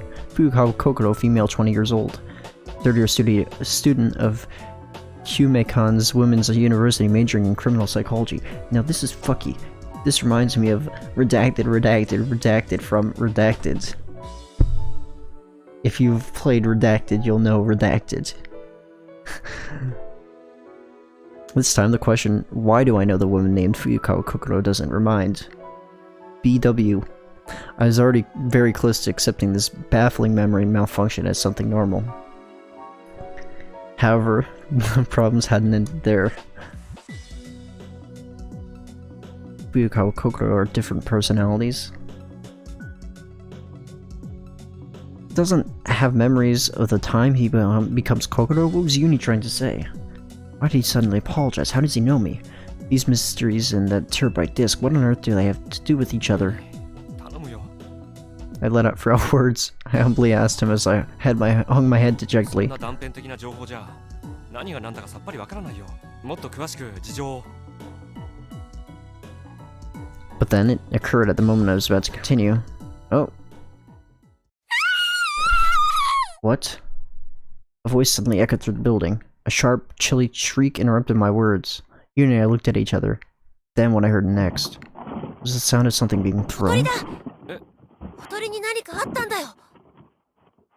That was the first time.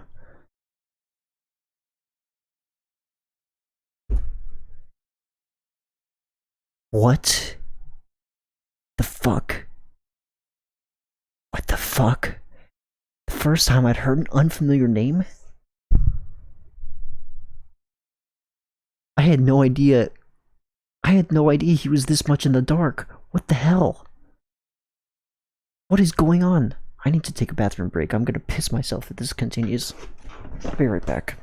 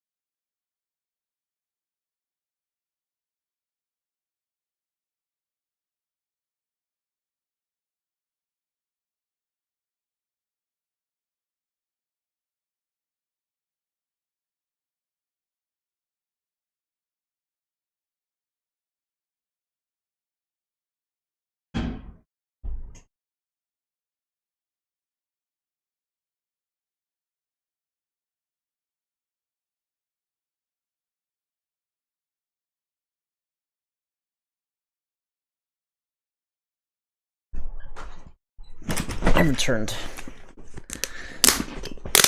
with some pasta from my fridge.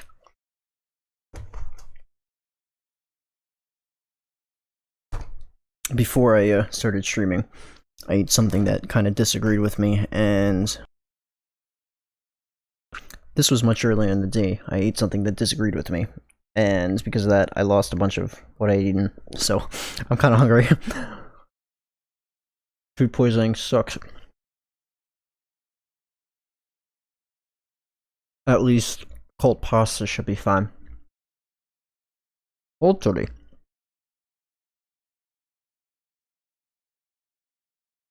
And so yeah, but 何ボケっと突っ立ってんだよ早く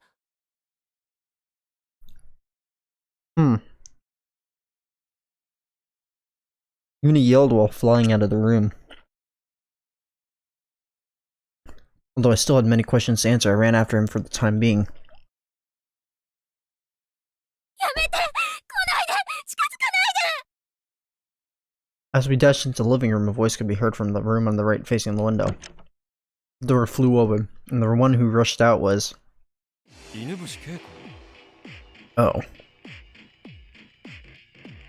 Wait.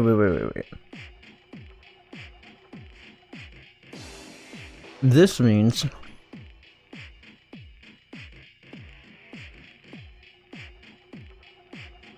Satoru knows her as Inubushi Keiko. But then does Kali know her as Inubushi Keiko? A white blouse and straight black hair that fell to her chest, white skin so pale it was almost transparent. There's no mistake, it's Inubushi Keiko. In my memory, this name Inubushi Keiko is linked to the figure of this girl. However, 小鳥どうしたんだよ何があったんだ Yuni ran over to her calling her name. Not Keiko, but Hotori, why? 小鳥待ってよほと But Yuni's voice wasn't reaching her. She ran in a zigzag around her long black hair into disarray. I just stood there completely dumbfounded. And just then, ユキド君彼女捕まえて Utsumi suddenly appeared. She'd come flying out of the same room right after the girl called Hotori. So did two people randomly show up? The two of them had probably been in a scuffle, seeing as Utsumi's hair was rather disheveled. Utsumi Kali, the person Yuni mentioned earlier.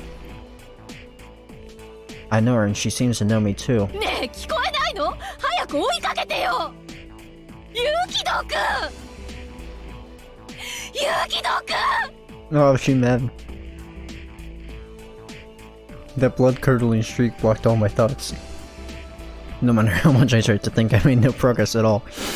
The more I worried, the deeper I lost myself in this labyrinth of memories. So at that moment, I gave up on thinking completely. What I should be doing right now is following Utsumi's directions. Yes, you should. It's probably a good idea.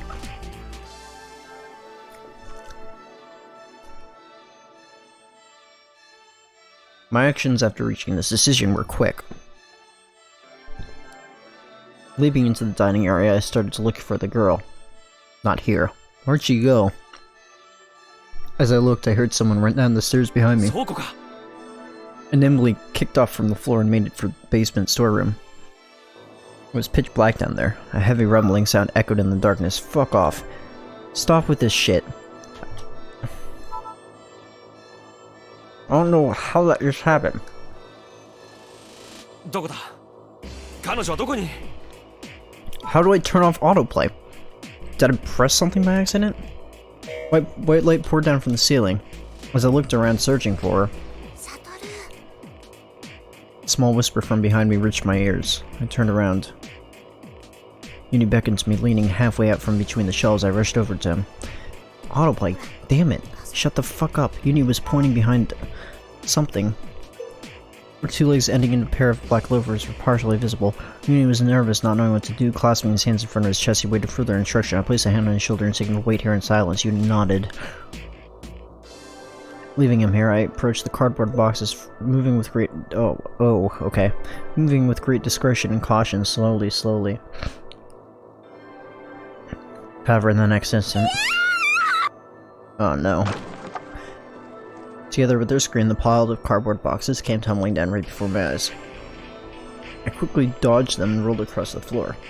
Instead of immediately, my eyes fixed on the back of the fleeing girl. 待てくれ I gave chase as I raised my voice. Weaving her way left and right through the row of shelves, she continued her escape. 来ないで来ないで Her shoulders suddenly bumped into a stack of shelves. The sundries placed upon them tumbled down and scattered asunder on the ground. Jumping over those obstacles, I pursued her in earnest. Finally.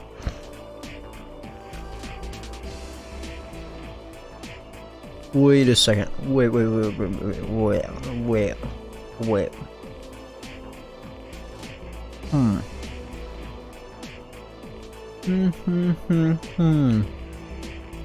No. I thought I had something, but I didn't. Unless I cornered her. Facing the corner of the storeroom, she slowly stepped back. Furiously shaking her head, she vehemently resisted me. She was clearly frightened. But she lost her head from some overwhelming terror. I spoke to her while maintaining an appropriate distance, restraining from inciting her recklessly. 大丈夫だ。とにかく落ち着いてくれ。俺は何もしない。危害を加えるつもりはないんだ。嫌だ、行きたくない。 Go where? Where? Don't want to go where? I couldn't understand her. Obviously, I couldn't say so. 心配するな。どこにも連れて行ったりしないよ。俺はただ。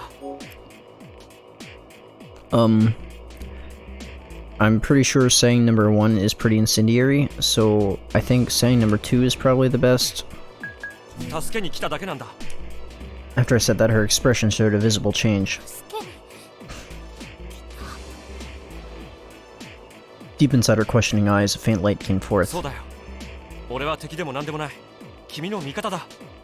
君を守りたいんだ。 Quick thinking, nice thinking. だから。お願い、助けて。私。All of a sudden, she threw herself against my chest, raising her voice in sorrow. I lost my bearings at this unexpected development. However, as it is, I had no reason to push her away. I held her still in my arms. 怖いの。このままじゃ私、死んじゃうかもしれない。だから、お願い、助けて。大丈夫だよ。もう大丈夫だ。安心しろ。やだ。私を見捨てないで。置き去りにしないで。そんなことするもんか。ずっとそばにいてやるよ。俺がお前を守ってやる。助けてやる。だからとにかく落ち着くんだ。怖いよ。 There was no way I could hold a proper conversation with her now. I silently embraced her as tight as I could, making sure I didn't hurt her. Suddenly, over from her head, I saw someone approaching. It was Utsumi. She walked towards us slowly, her heavy footsteps resonating against the floor. Her right hand was holding something that gave off a metallic radiance, something that looked like a gun. Utsumi stood behind the girl. The girl looks up at me with pleading eyes. What the fuck? Utsumi quickly held the muzzle to the back of her neck. Oh. It's a tranquilizer gun, and quickly pulled the trigger, without any hesitation and silence. The girl lost her strength. Slipping from my grasp, she collapsed to the floor with a thud. 殺したのか。面白い冗談ね。冗談？さあ、いいからこの子を部屋まで運んでちょうだい。 Did you lose your memories? What the fuck is wrong with you, Satoru? Utsumi said, paying no attention to my shock. この程度の分量じゃ死なないわよ。分量って。Utsumi sighed and threw the gun she held to me. 鎮静剤よ。あなたに撃ったのと同じもの。 I stared fixedly at the object she had just handed to me. It definitely wasn't capable of firing bullets. An emptied ampoule was mounted on the back. I quickly understood that it was an injector-shaped like gun. じゃあ、頼んだわよ。 Saying nothing more, Utsumi walked away. Yuna and I, who were left behind, looked down at the girl lying on the floor. Just to be sure, I put my ear near her mouth. She was breathing, I could hear it. As I knelt beside the girl, I turned my eyes to Yuni. As about naturally as a piece of lifeless rubber, Yuni's face twisted itself into a forced smile.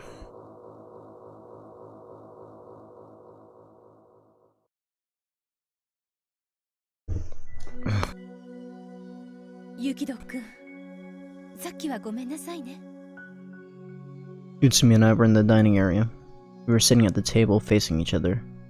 Yuni was there as well, sitting beside Utsumi. Placed in front of us were cups filled to the brim with warm beverages. Utsumi and I were having coffee, and Yuni was having milk tea. さっきって犬伏恵子のことか。 As soon as I asked, Utsumi shook her head and laughed. I couldn't see that as a laughing matter. Inubishi Keiko was now asleep. Yuni and I had carried her back to our room.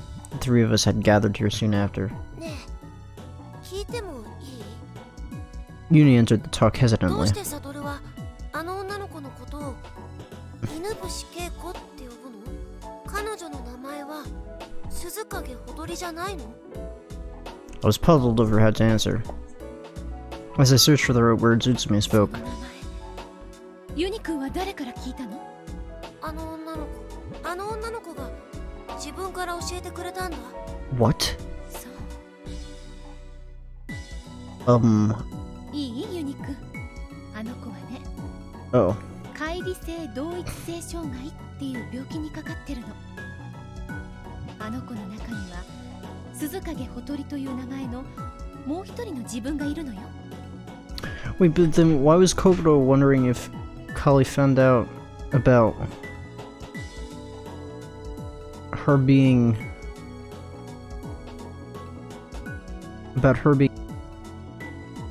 because Inubushi Keiko killed her son.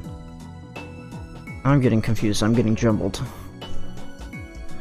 She knows she's Inubushi Keiko, so she knows she killed her son.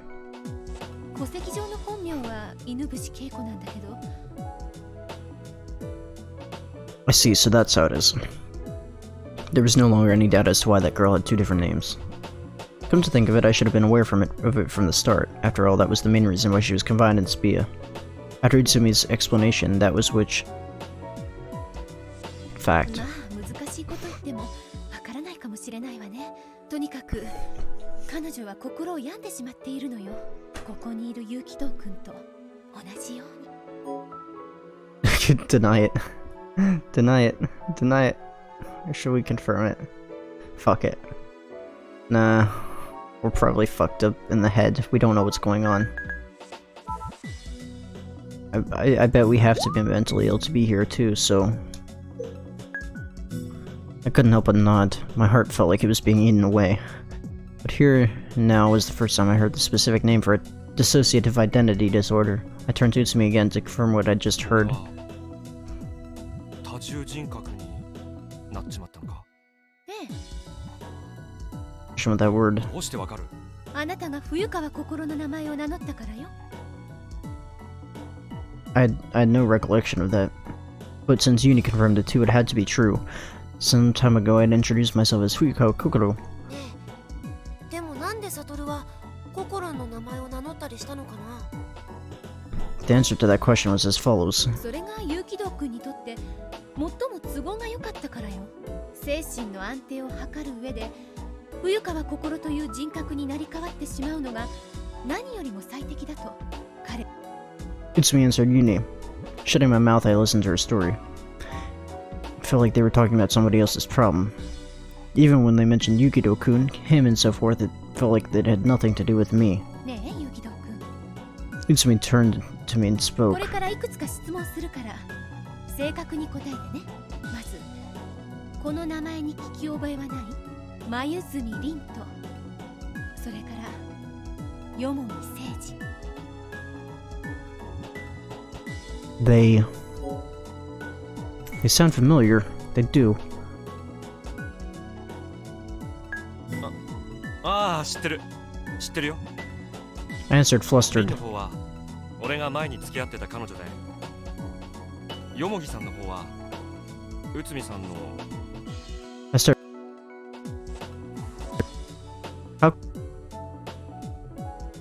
How could I have forgotten something so important up until now? Yomogi Seiji and Utsumi Kali were married. With the approval of the dual surname system with the law of revision in 2008, Kali had changed her surname back to Utsumi, her maiden name. In other words, the man who had appeared in my dream was none other than Utsumi's husband. I had to ask about him now. And why am I Izumi Lean too? The fact that Utsumi knew about Yomugi Seiji was of no surprise to me, but how did she know about Lean? そう聞くまでもないことだったわね。あなたは2人のことを知っている。じゃあ次の質問。あなたは去年起きた赤倉岳の事故のこと覚えてる？ Oh shit. Oh shit. それも覚えてるよ。Oh shit.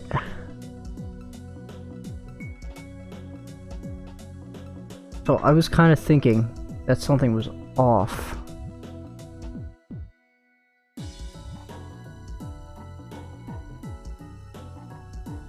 This whole time about this being right after the crash. Because it didn't make sense, because right at the beginning when we were in Kokoro, and we said, when we were Kokoro in what's his name? When we were Kokoro in Yukido's body, and we said we were Kokoro,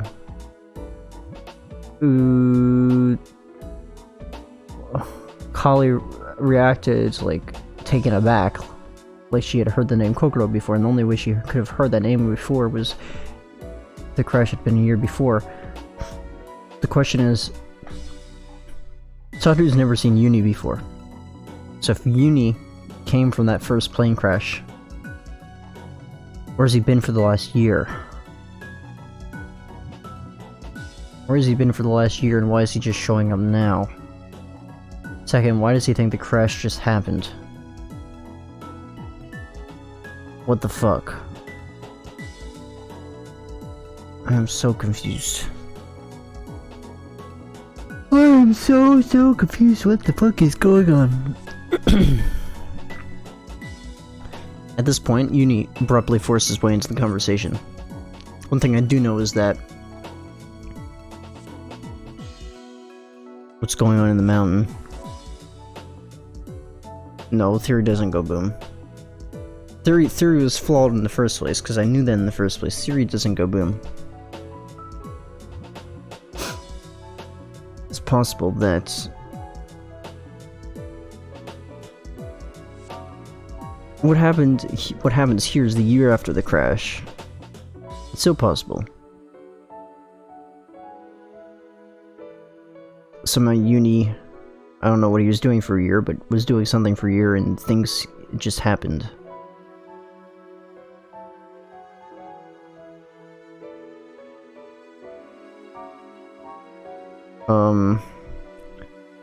But I still think the cabin is in the future, after Svea.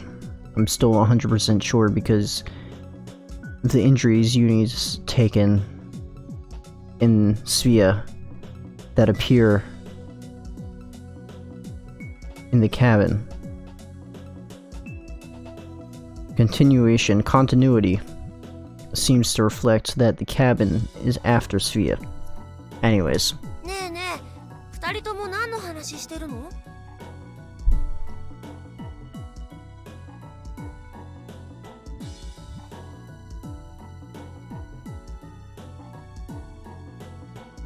Unless there really are two Unis. That's the only other thing that could be a possibility.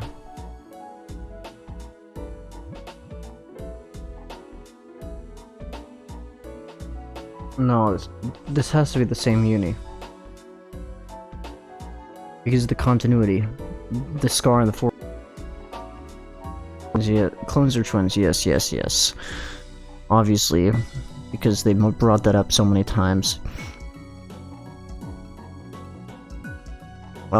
Twins, probably, maybe? Don't think clones. They wouldn't redacted.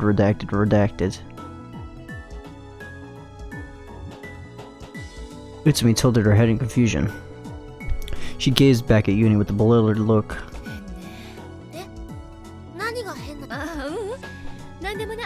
Where were we anyways? Arrow keys. I'm using my arrow keys.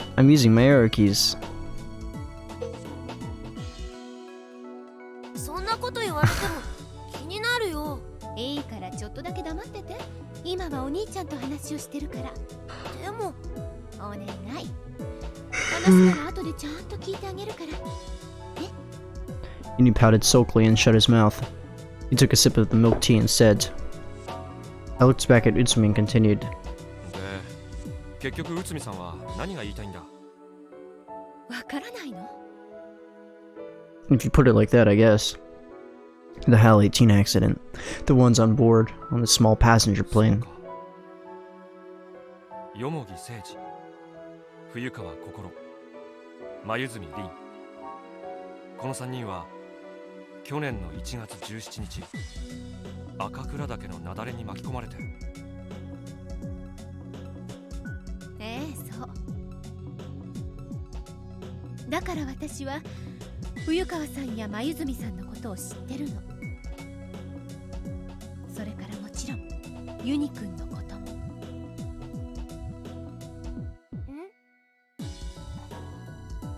Uni inclined his head, only expressing his curiosity at the mention of his name. And he was obediently staying quiet. Did Utsumi's warning work? But I couldn't stay quiet. As soon as the thought crossed my mind, the words came out automatically. そうだ、そうだよ。どうしてユニはこんなところにいるんだ？ He was the only survivor of the crash. Since then, 1 year had passed, yet I have still no idea as to why or how he showed up in Svea. Uni tried to answer, but Utsumi stopped him. 待ってよ。話をややこしく What し the ないで。 fuck? 最初から私が全部説明。 Yes, please explain. 最初から？僕のことも？ええ、そう。全部って言ったら全部よ。私が知っていることは全部。だけど、その代わり条件があるわ。条件？この話を2人に同時にすることができないの。だから1人ずつ私の部屋に来て。どうして？どうしてもよ。この条件を飲んでもらえない限り。 That's sus as fuck. I'm sorry. I'm sorry. We don't have much of a choice if you put it like that. Uni and I nodded quietly. じゃあ、そうね。最初はユキ Fuck off. That proclamation, Utsumi stood up from her seat. She headed toward our room. Uni and I were trying to still regain our composure after this unexpected twist. ユキドク、聞きたくないの？ I do, but I also don't want to get fucking stabbed. As urged, I hastily followed Utsumi. Just before I entered the room, I threw a glance over my shoulder. Uni sitting shyly on a chair in the dining area. At a loss of what to do, he was staring back at me, bewildered.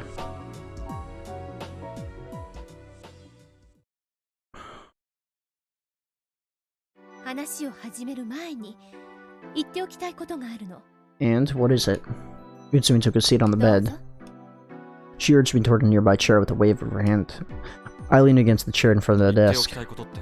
ここはスフィア、隔離と保護のための特定精神医療施設。 Yes, we know that. このことを頭の中にしっかりと刻んでおいて。そんなこと言われなくても分かってるよ。いいえ、あなたは何も分かってないわ。ここは精神に異常をきたした人たちが収容される施設なの。つまりここにいる人たちは全て頭がおかしくなっている。そういうこと。こんなことを言うのは失礼かもしれないけれど、あえてあなたにだけは教えておくわ。私はね、あなたたち3人に精神障害の疑いがあると思ってるの。犬伏恵子はもちろんのこと、ユニくんにもユキドーくんにも。逆にあなたの立場に立てばこうも言える。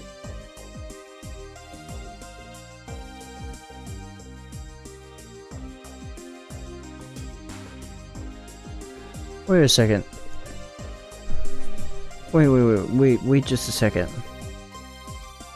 Hold on.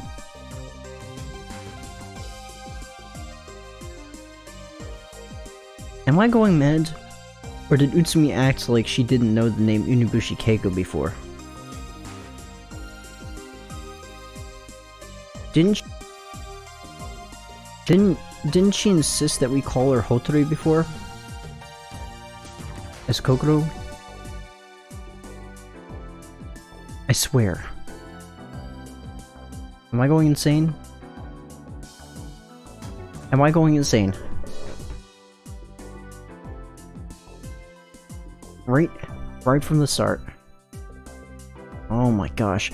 This is why I said, this is why I was confused. I'm like, wait, before I said, why did Utsumi know about her? She knows, I brought up how, like, it was weird that she knew that Inubushi Keiko was Inubushi Keiko because Kokoro was saying, oh, she found out Inubushi Keiko was, or she found out Hotori was Inubushi Keiko, she might kill her. I'm not going insane. Kokoro actually did say that. Kokoro was like, if she finds out she's Inubushi Keiko, I can't imagine what she'd do to her. Kokoro said that. Which means Utsumi called her Hotori the entire time we were Kokoro. And now she's calling her Inubushi. She's calling her Inubushi Keiko straight up to Satoru. Can somebody actually confirm or deny this?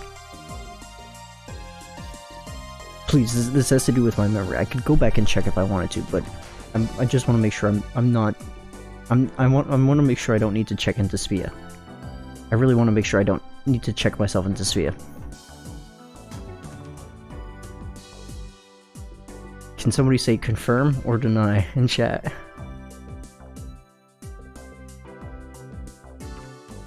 I guess nobody's going to.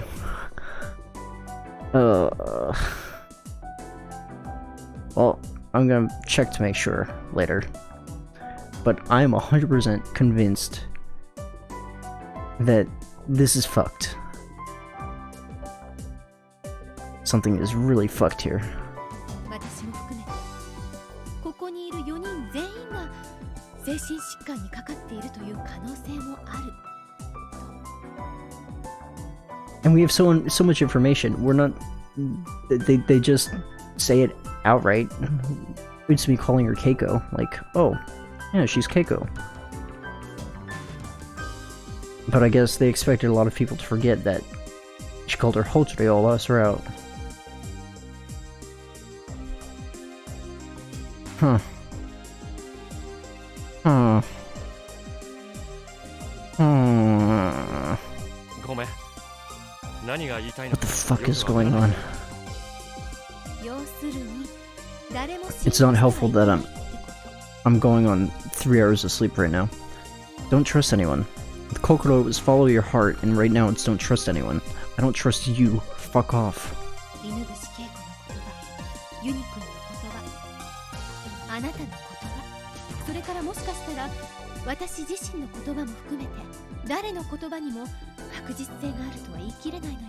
Jesus Christ, why would you say that?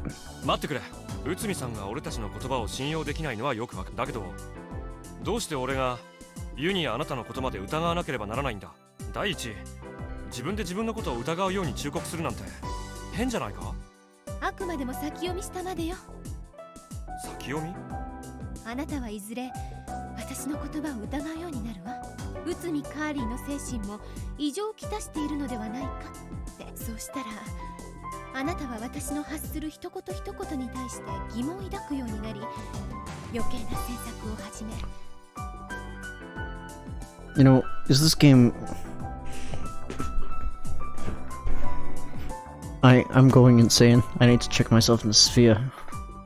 Because I literally am just going... I literally just spent about 5 minutes going back and reanalyzing everything I've heard her say. The fuck? This is fucking with me. Help! Somebody! Help me! Help me! Help me! Stop talking to me! だから私は前もって言っておくことにしたの。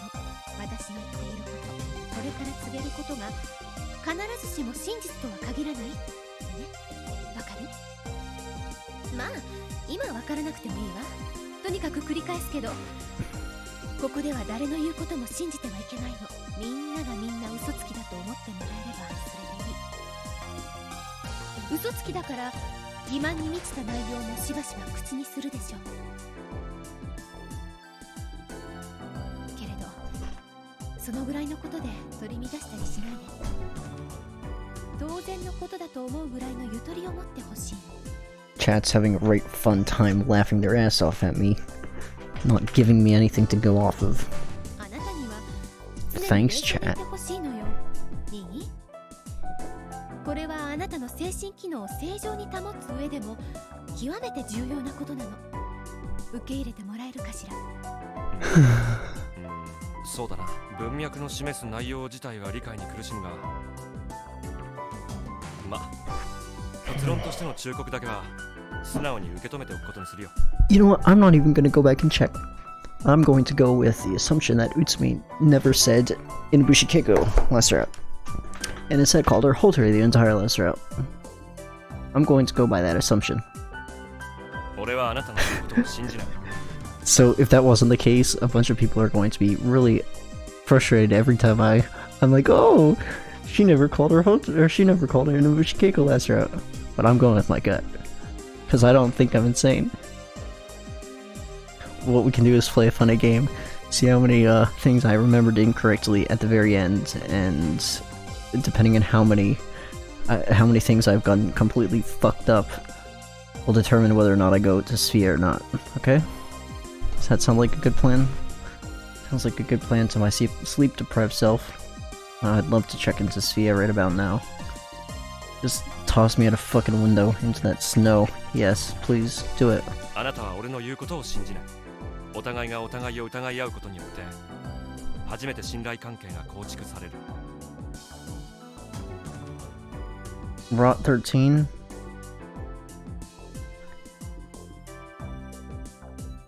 Chat's talking Rot 13 now. そういうことだよな。I know it's not for me. It's a spoiler, obviously it wouldn't be for me. Why would you... Oh, sure, somebody's posting a spoiler in chat, better look that up. Broad smile. Her face lit up and she nodded slightly. それじゃあ始めましょうか。 Contradictory to the seriousness of the subjects, her talk now began with playful words. It was a long talk. As it stretched on, it grew in complexity as well as length. More and more overlapping subjects were now becoming obvious. As I asked my questions, I constantly reshuffled the answers in my head. As far as I could tell, our discussion boiled down to this. About me, Yukido Satoru, Utsumi and Uni seem to think that I have DID. A fact that I'd very much like to deny, but it seems difficult to test or refute it under the circumstances. So for the time being, as a temporary measure, I decided to go along with the assumption. I have no idea what Inubushi thinks of me right now. However, sooner or later, the news of my condition will be known to her. Utsumi, or maybe Uni, will surely inform her of it. Hey there, Yukido-kun. DID, right? We're the same, aren't we? There's no stop. You have to accept it. Utsumi, Uni, and Bushi, the three of them, will inevitably come to view me as having DID. It's not like I particularly care. Compared with the other problems on my mind, that wasn't really a big deal. Now, amongst the myriad of other things really bothering me was this. Uni pointed out some time ago. Why did Utsumi act so calmly to me with DID claiming to be Furukawa Kokoro? She clearly knew about Furukawa Kokoro being caught in an avalanche with her husband, Yomogi Seiji. I tried to deceive her with the name of a person she knew. As a matter of course, you'd expect her to react with a healthy dose of repulsion or something. In her own words, 確かに最初は驚いたわ。驚いて。あなたが嘘をついていると思って。それで思わず平手打ちまでしてしまった。私がさっき謝ったのは oh. だからなの。誤解してたのよ。ユキド君のこと。だからごめんなさいって。 However, she said it didn't bother her anymore. Why is that so? It also seems that Utsumi knew I'd gone out with Lean thanks to a mysterious document. The matter of which I shall touch upon later, but in any case, Utsumi trusted that document with 100% certainty. That's how she put it. ユキド君は心の奥深いところでまだ真由美さんのことを強くでも彼女はもうこの世界には存在しない。去年の1月17日に亡くなってしまう。その現実を受け入れるのが嫌だから認めたくないから。だからユキドくんは黛さんの存在する世界を、歴史を少なくとも自分の中でだけは成立させようと考えたんだと思う。けれどそれをするためには黛さん自身の人格を喪失しても意味がない。なぜならあなたの目的は空想としての彼女を生み出す Very convenient explanation, if I do say so 黛さん myself. が生存しているという、いわば歴史的に見れば偽りの、あなたはできる限り合理的に整合性のあるものとして自身の内部に再現したいと考え、自分自身を騙すために、説得力を持たせるために。そこで黛さんでもなくユキドくんでもない第三者の人格が求められることに、その場合歴史を変えるのに最も適した人物とは誰か。 That someone who could perhaps be able to change the sad reality. That I believe in. 一番簡単なのは雪崩に巻き込まれた残り2名のうちのいずれかになり変わることだった。そこで選ばれたのが Fuyukawa Kokoro, it seems. But that was just Utsumi's explanation. I had a different opinion. Lin and I parted ways over 18 months ago. It may be a bit cold to say this, but by the time of the accident, I simply didn't love her as much as I did before. Of course, losing her was sad, but certainly not to the point where it caused me to develop a personality disorder. Consequently, I couldn't accept Utsumi's claim. I did agree with certain parts of it, but at any rate, that's how it was. It was just Utsumi's personal interpretation anyway, one which I quickly decided to disregard. Her strange advice in the introduction, "Don't trust anyone's words," had helped me a lot with this matter. Next about my amnesia. I decided to be frank and told Utsumi the following. I have no recollection of any events except for a select few from the time I... Oh my gosh. Jesus Christ. Why do we have amnesia? Fucking amnesia.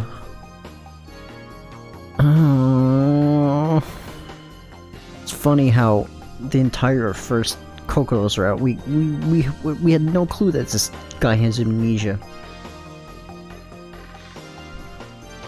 Even until now, it wasn't like clearly stated that he had amnesia. Oh my gosh. I decided to be frank and told Utsumi the following. I have no recollection of any events except for a few from the time I birthed up until now. Strictly speaking, my memories begin the moment I began having the dreams about that mountain cabin. I can hardly remember anything that happened before that. But somehow there were other things that I hadn't forgotten. Hereafter I will list my most important memories. First, my own name was Yukido Satoru. I'm 21 years old. Today is Wednesday, January 11, 2012. 80. I'm in Sphia, the specified psychiatric hospital for isolation and ages. I lay out Sphia is also roughly inscribed in my mind. I'm more or less familiar with my current surroundings. The people here at Sphia are Inabushi, Keiko, Utsumi, Kali, and me. According to my memory, only the three of us should be here. Yuni must be a special case. Inabushi Keiko's DID. After the incident in Awazumi, she was institutionalized here. I know the full story of the tragedy that occurred in the hospital. I'll leave Yuni and Utsumi for later. There must be a reason. A plot, specific reason that this guy has amnesia. They wouldn't just give a character amnesia out of nowhere. Him not remembering his past and lies maybe being told. There's some type of trickery that's going to be happening here. But what is the trickery is the question. Fucking amnesia always fucks with your fucking mind. Next up, we have Madaka Koda. The crash of HAL 18 last year and the 3 survivors who were later buried in the avalanche. These facts are clearly etched into my memory. The people in the shelter, Yomogi, Seiji, Fuyukawa, Kokoro, Maizumi, Lin, and Kasuda Yuni. Yomogi is Utsumi's husband and a mountaineer. Kokoro is a third-year student at Kyumikan Women's University. Maizumi... I remember about her. In fact, we were going out several episodes on our relationships and noteworthy conversations and so on. Sometimes I feel like I remember more about Lin than I do myself. All I know is I know all there is to know about her. Lin was a very important person to me, much more so than just as a romantic liaison. So that should be just about everything that I can remember. Now then, this time, let's line up the things I forgot, or perhaps that didn't know to begin with. First of all, as I said before, prior to the dream of the mountain cabin, I remember nothing. Where I was born, what my childhood was like. How I lived until now. Why the fuck I'm in Svea? I don't even remember my parents. And how about something even more recent? How long have I been in Svea? Why am I here? Why? What for? What's my goal here? The only possibilities that sprung to mind were that I was a patient here or a staff member. When I asked Utsumi about this... Oh, bullshit. That is bullshit. Bull fucking shit. Fucking bullshit. Fucking bullshit. Just like that, she said something that only added to my unnecessary confusion. Let's move on. I know a lot about Inabushi Keiko as well. On the other hand, Utsumi and Uni are still a mystery to me. Why is Utsumi in Svea? The way she put it was... But those words now lacked credibility, since she herself instructed me not to trust anybody. I decided to do just that regarding this matter. I can't disregard the possibility of Utsumi being impatient here. What about Uni? Why is he here? Our conversation on the matter went along these lines.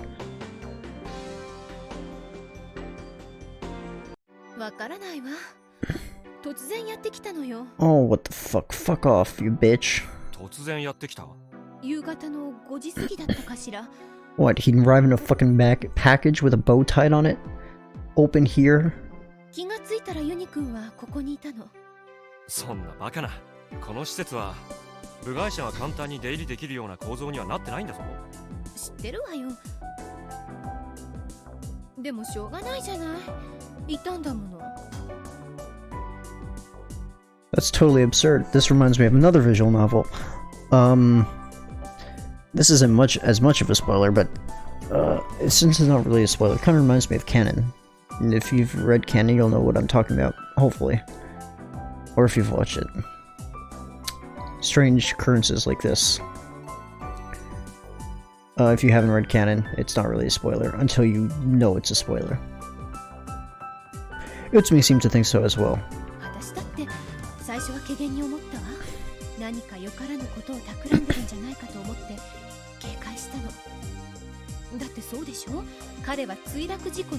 Fucking year before.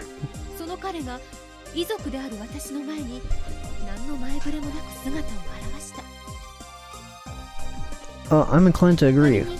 ユニ君が患者の一人として私の知らないうちにこのスフィアに搬送されてきたのだとしてもおかしいでしょ？常識的に考えれば変よね。After Utsumi voiced all the doubts I myself had been having, she continued. だけどね、ある文章が全てを解決してくれたの。出どころや筆者が不明という点においては怪文書の部類に属するかもしれない。What document? 何なんだよ。その1枚のテラバイトディスクに保存されていた膨大な量のテキストファイル。テラバイトディスク？それってユニが持ってた。どんなことが書かれてたんだ？楠田ユニは存在すべくして存在する。え？もちろんそれだけじゃないわよ。結城堂君と眉住さんがかつて恋人同士の関係にあったこと。What the fuck? 結城堂君が乖離性同一性障害に陥っている。What the fuck? あとは極めて説得力のある内容が延々と何ギガバイトにもわたる。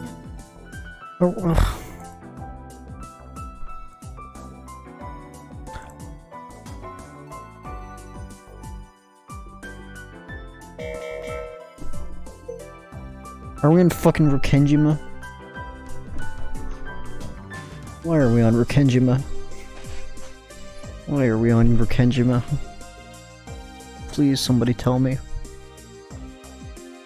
And if you know what that means, good for you. If you don't know what that means, also good for you.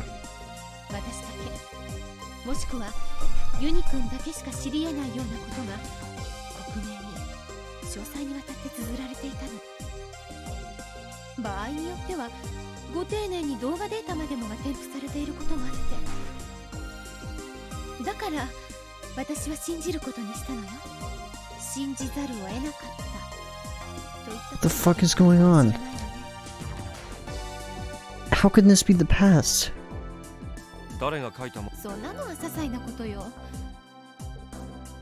あなたも読めば How can they hide so much stuff? Like...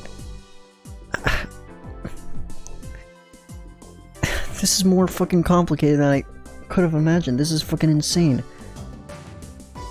Fucking Koko's route gave me a sense of, oh, this is what's happening. This route gives me, what the fuck?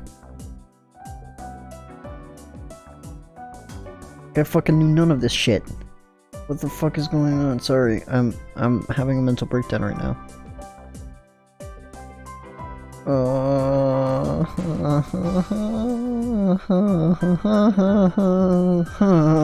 Ow, fuck. In the end, the matter of unis had been left unsettled. Consider uni exists to exist. I can't understand anything until I see the contents of that disc. I'll try borrowing it from Uni later, but he won't let me. That said, I'll temporarily put the investigation into the mystery of Uni on hold. No, let's continue. Continuation of the list of things forgotten by me. I tried to think about the people on that Akura.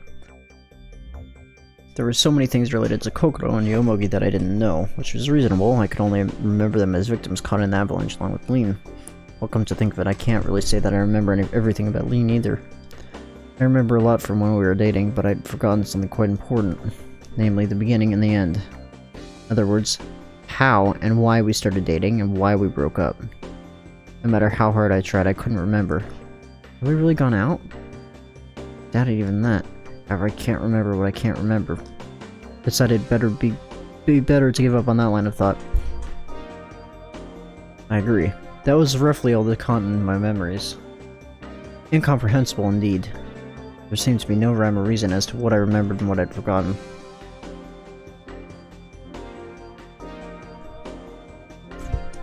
And the more I thought about how irrational it was, the more worried I became.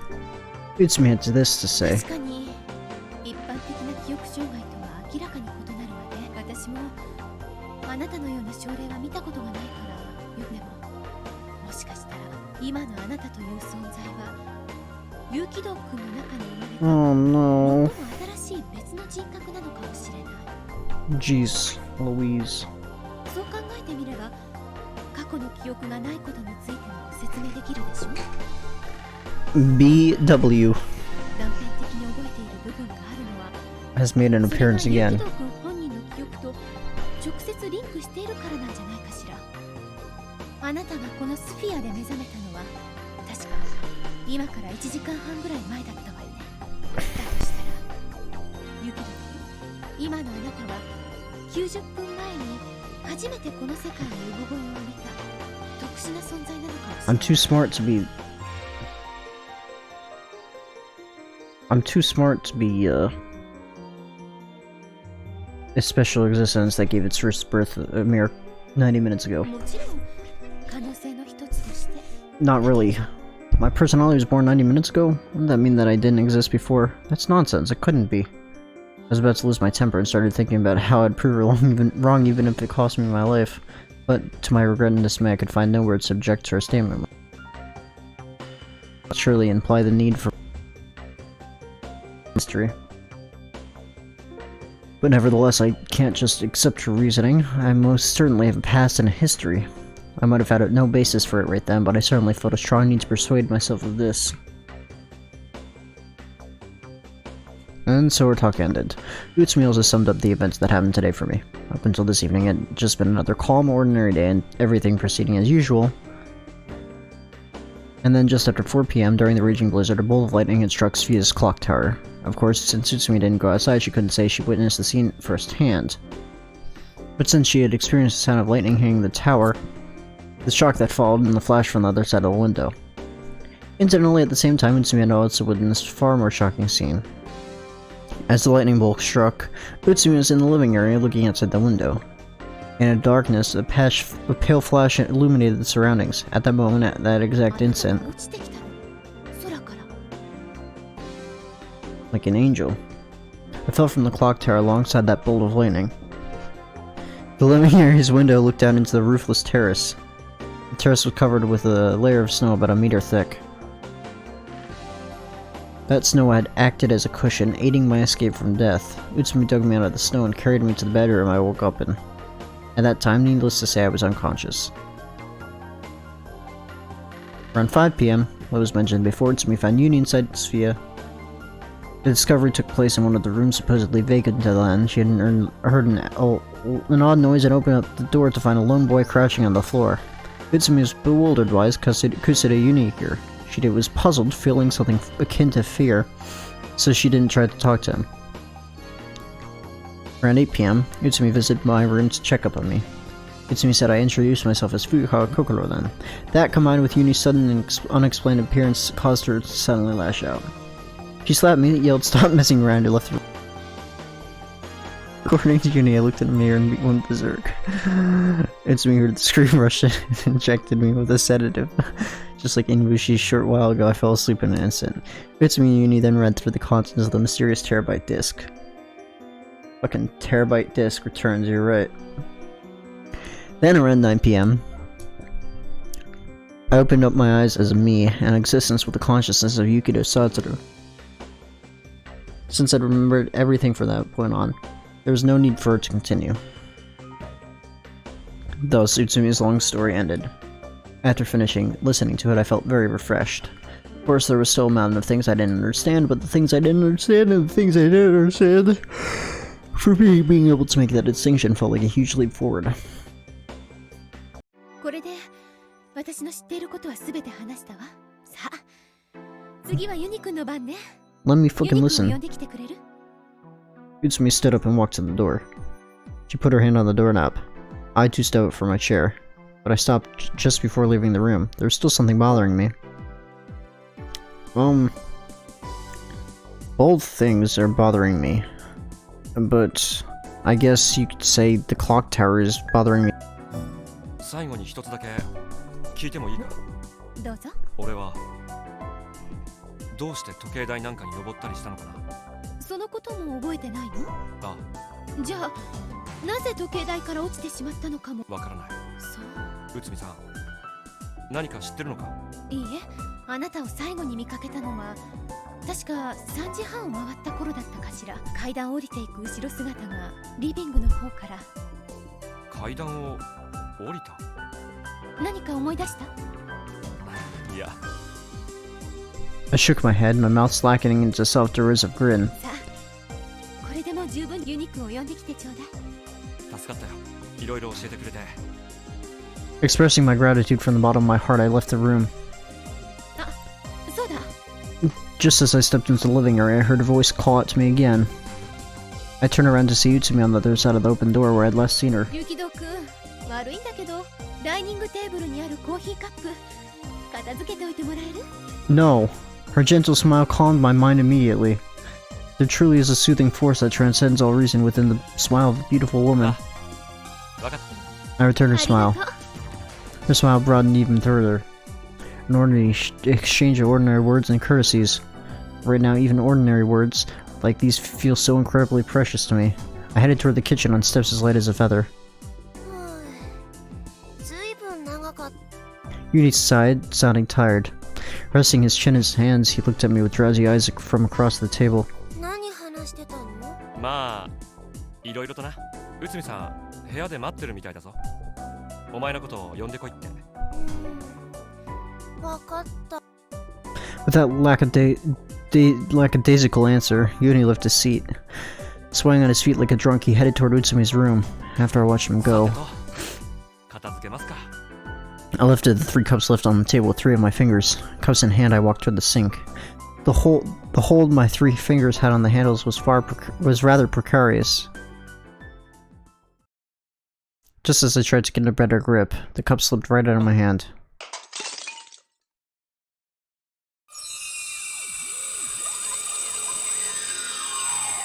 Yep, I knew it.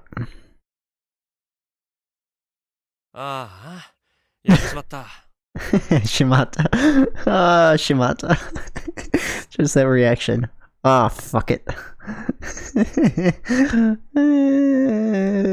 That's hilarious. I grumbled as I gathered up broken pieces. 1, 2, 3, I picked them up without even thinking about it. The moment I reached out for the next broken piece, I finally noticed it. I jumped back in confusion, feeling like I touched something I wasn't supposed to. A few fragments slipped from my hands, fluttering and dancing in the air like scraps of paper. No, that's not it. Those really are scraps of paper.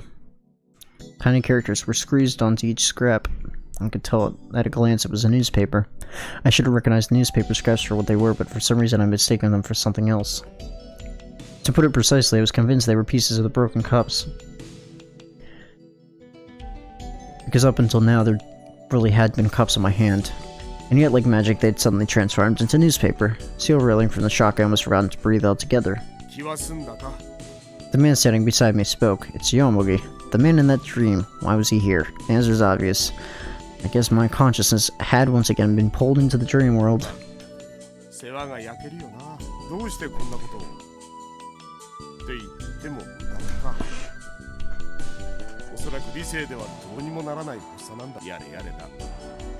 With those words, Yomogi knelt down and began collecting up newspaper scraps. Someone else decided to silently help him. Looking across the room, I could see Lean there too. She was chewing on something with her chin planted on the table. Was it gum? She seemed pretty listless and had an empathetic look on her face. I was in the mountain cabin. Everything in the room was almost identical to the dream I'd seen earlier. If I had to name a single difference, it'd undoubtedly be the scraps of paper that were scattered all over the floor. When did we first leave a note for Kokoro?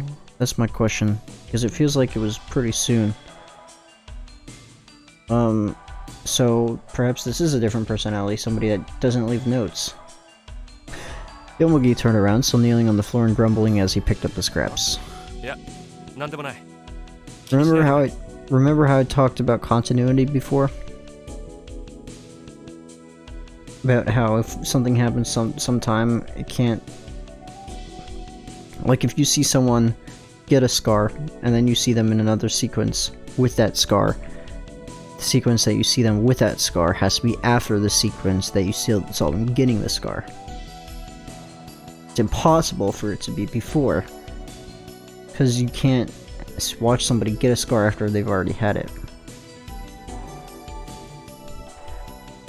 So like, if we notice that Yukino never leaves letters for Kokoro, that means that it's all kinds of fucked. It would be meaningless to say anything to the characters in the dream.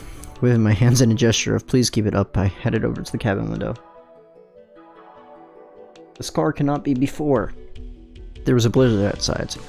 I could tell due to the countless snowflakes striking the glass and the gloomy echoes that filled the room. The scar can only be before. You can only see somebody get a scar. You can only see somebody with a scar before they get a scar if they travel in time, and there's no fucking time travel in this. I returned my eyes to the surface of the glass. Oh, hot. Though I'd already expected this, I couldn't help but despair whenever I saw my reflection. Just as I feared, the face of the unknown woman reflected in the surface of the glass. Those words left my mouth unconsciously. It's you, another self whispered to me. I know that already. But just to be sure, I had to confirm it with my own eyes. I tried smiling, pursing my lips, bringing a hand to my cheek, but no matter what I did, the woman reflected in the glass matched my movements perfectly. There was bilateral symmetry with no time difference. She reproduced everything I did without discrepancy exactly the same way. I turned away from the window. Surprise attack! She immediately turned around as well, staring at me with eyes full of suspicion. Still standing there by the window, I looked at my body. A ribbon on my chest, a light pink skirt, and high lace-up boots. I opened my hands and placed them together. My reaction speed was no different than it was in reality. I swung my arms. I did a stretch, I jumped, I even did a high knee dash. Then I tried it again without using my hands, and my movements became pretty awkward. Okay, let's try some push-ups now. 1, 2, 3. Yomogi's gonna be like, what the fuck are you doing? Before I reached double digits, my head collapsed to the wooden floor in exhaustion. I had an overwhelming lack of physical strength. The physical endurance of this body was far different from what I expected. A divergence between the mental and physical self, though the body was still made of normal human flesh, it felt like it was composed of something akin to jelly. I got up unsteadily and wiped the dust from my clothes. Thankfully, there was no hindrance to everyday movement. The real problem was the potential that, in the long run, there were two differences I was unlikely to adapt to easily. First, the memory organs growing on my chest. They weren't all that big, but that didn't change the fact that they were definitely depressingly there. The idea that something shouldn't be there actually was, just as though they were natural, made me feel uncomfortable. As far as I'm concerned, they were undesired and nothing but an obstacle. And moreover, there were two of them. Don't saddle me with these things was one of the complaints I wanted to make. On top of that, I wanted to really do something about this feeling of oppression on my chest. Oh my gosh, what are you doing? I reached an arm to my clothes, searched along my back, and undid the hook there. It became a little easier to breathe. Secondly, my lower half felt cold. It was drafty and the skirt made me feel uneasy. Do the creatures known as women really walk around wearing something that renders them so defenseless? It's somehow hard to believe. I tried pushing the skirt up between my thighs. I tried pulling it up around my rear, but as I feared, it didn't help at all. And then something hit me. Something that shouldn't be there that actually was. I was well aware of that terrible sensation. But moreover, it was also the case that something that should have been there now isn't. Oh yeah, I forgot the most important thing. Feeling a little dismayed, I tried searching around for it. マジですか? It wasn't there. The thing that should have been there wasn't. My most precious treasure had been snatched away. I was driven to distraction over the loss of that important symbol. ないないないどこだどこだどこに行っちまったんだ I grew. Jesus Christ. At least Kokoro did it. I guess it was just as terrible when Kokoro did it. Searching for what was lost. Searching for my irreplaceable pal. The confusion and bewilderment can't come close to describing the way I felt. This is a state of emergency, an emergency equal to the destruction of the world. But no matter where and how much I searched, I couldn't find it. Obviously, I couldn't do something like crawl from under the bed and say good evening. Good evening. This is the body of a stranger, a woman's body. Furthermore, it's happening in a dream. I know that, but I couldn't help mutter it. ない What the fuck? Everybody's watching you like, what the fuck are you doing?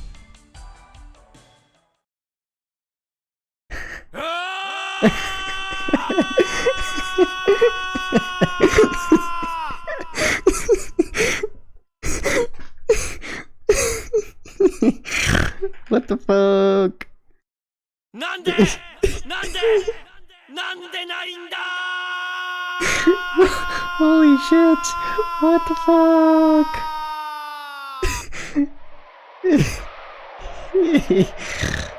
Oh my gosh.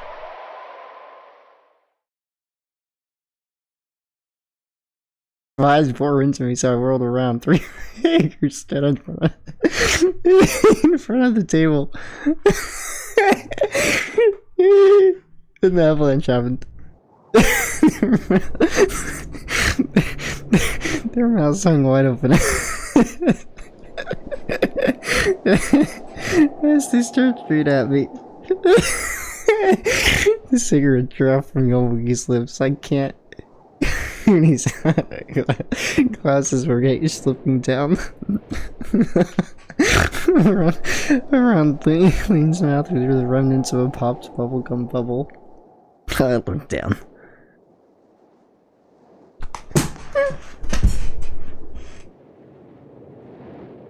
I'm fucking dead, yo. I'm fucking dead. I'm fucking dead.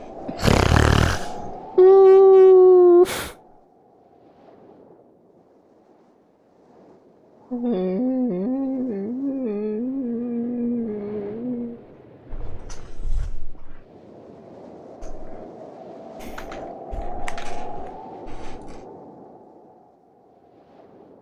I'm not reading that.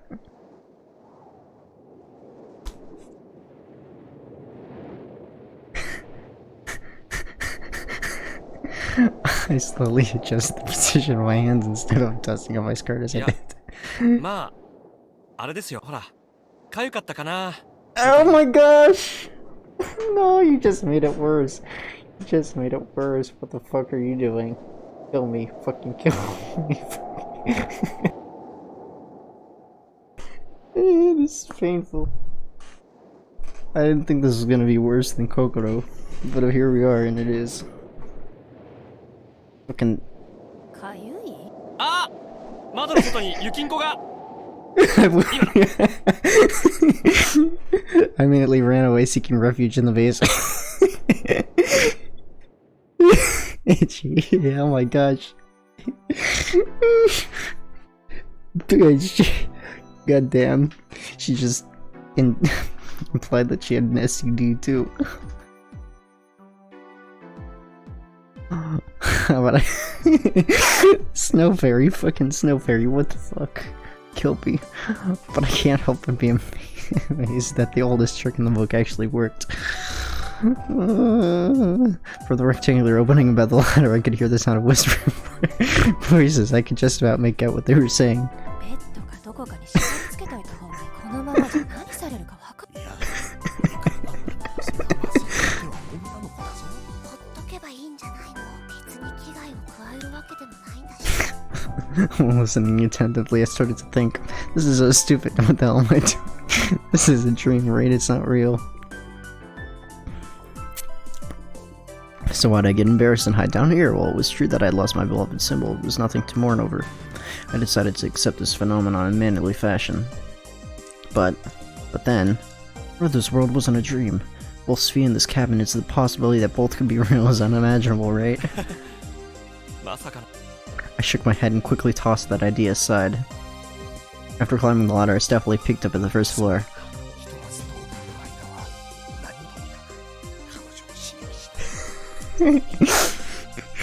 Just the scene of them all just staring there, I could just picture it. Well, I saw it, but I could also picture it in more detail, and it was fucking hilarious.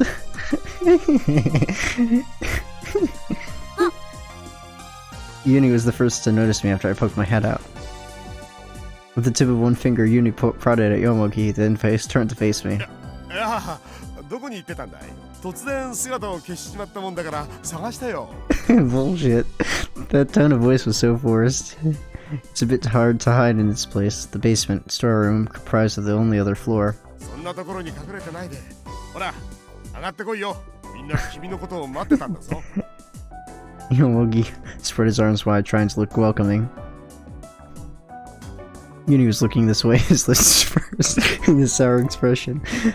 Lean just blew another bubble with her gum as she fiddled with a piece of firewood. It sure didn't look like either of them had been waiting. Well, whatever. I climbed back up and sat down on one of the log chairs beside the table. The whole atmosphere permeated the room. Everyone was trying to stay calm and composed. So was I. We were just playing dumb, pretending that nothing had happened just now. The newly gathered newspaper scraps were piled up on the table. From the looks of things, they had been torn up pretty haphazardly and definitely by hand. There was no regularity in the size of the scraps, and the soft fiber of the paper was exposed along the edges. What did it mean? Were they trying to make confetti out of it? ユニ、下にガムテープがあったの。持ってきてくれないか。わかった。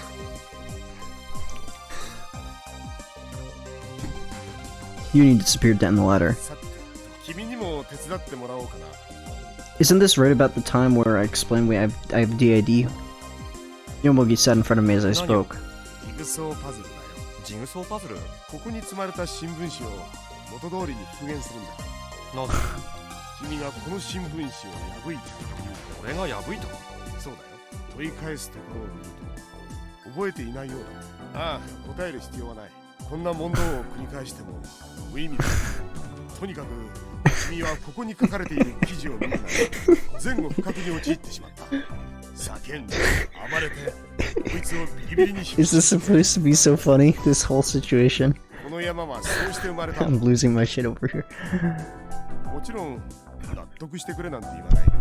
疑ってもらっても構わない。ただ僕は気になってるんだ。ここにはとても大事な何かが書かれているような気がする。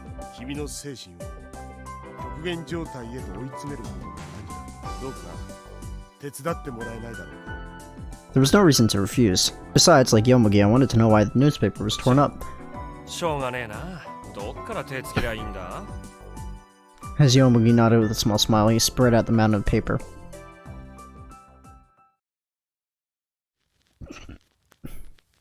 Oh fuck, not this shit again.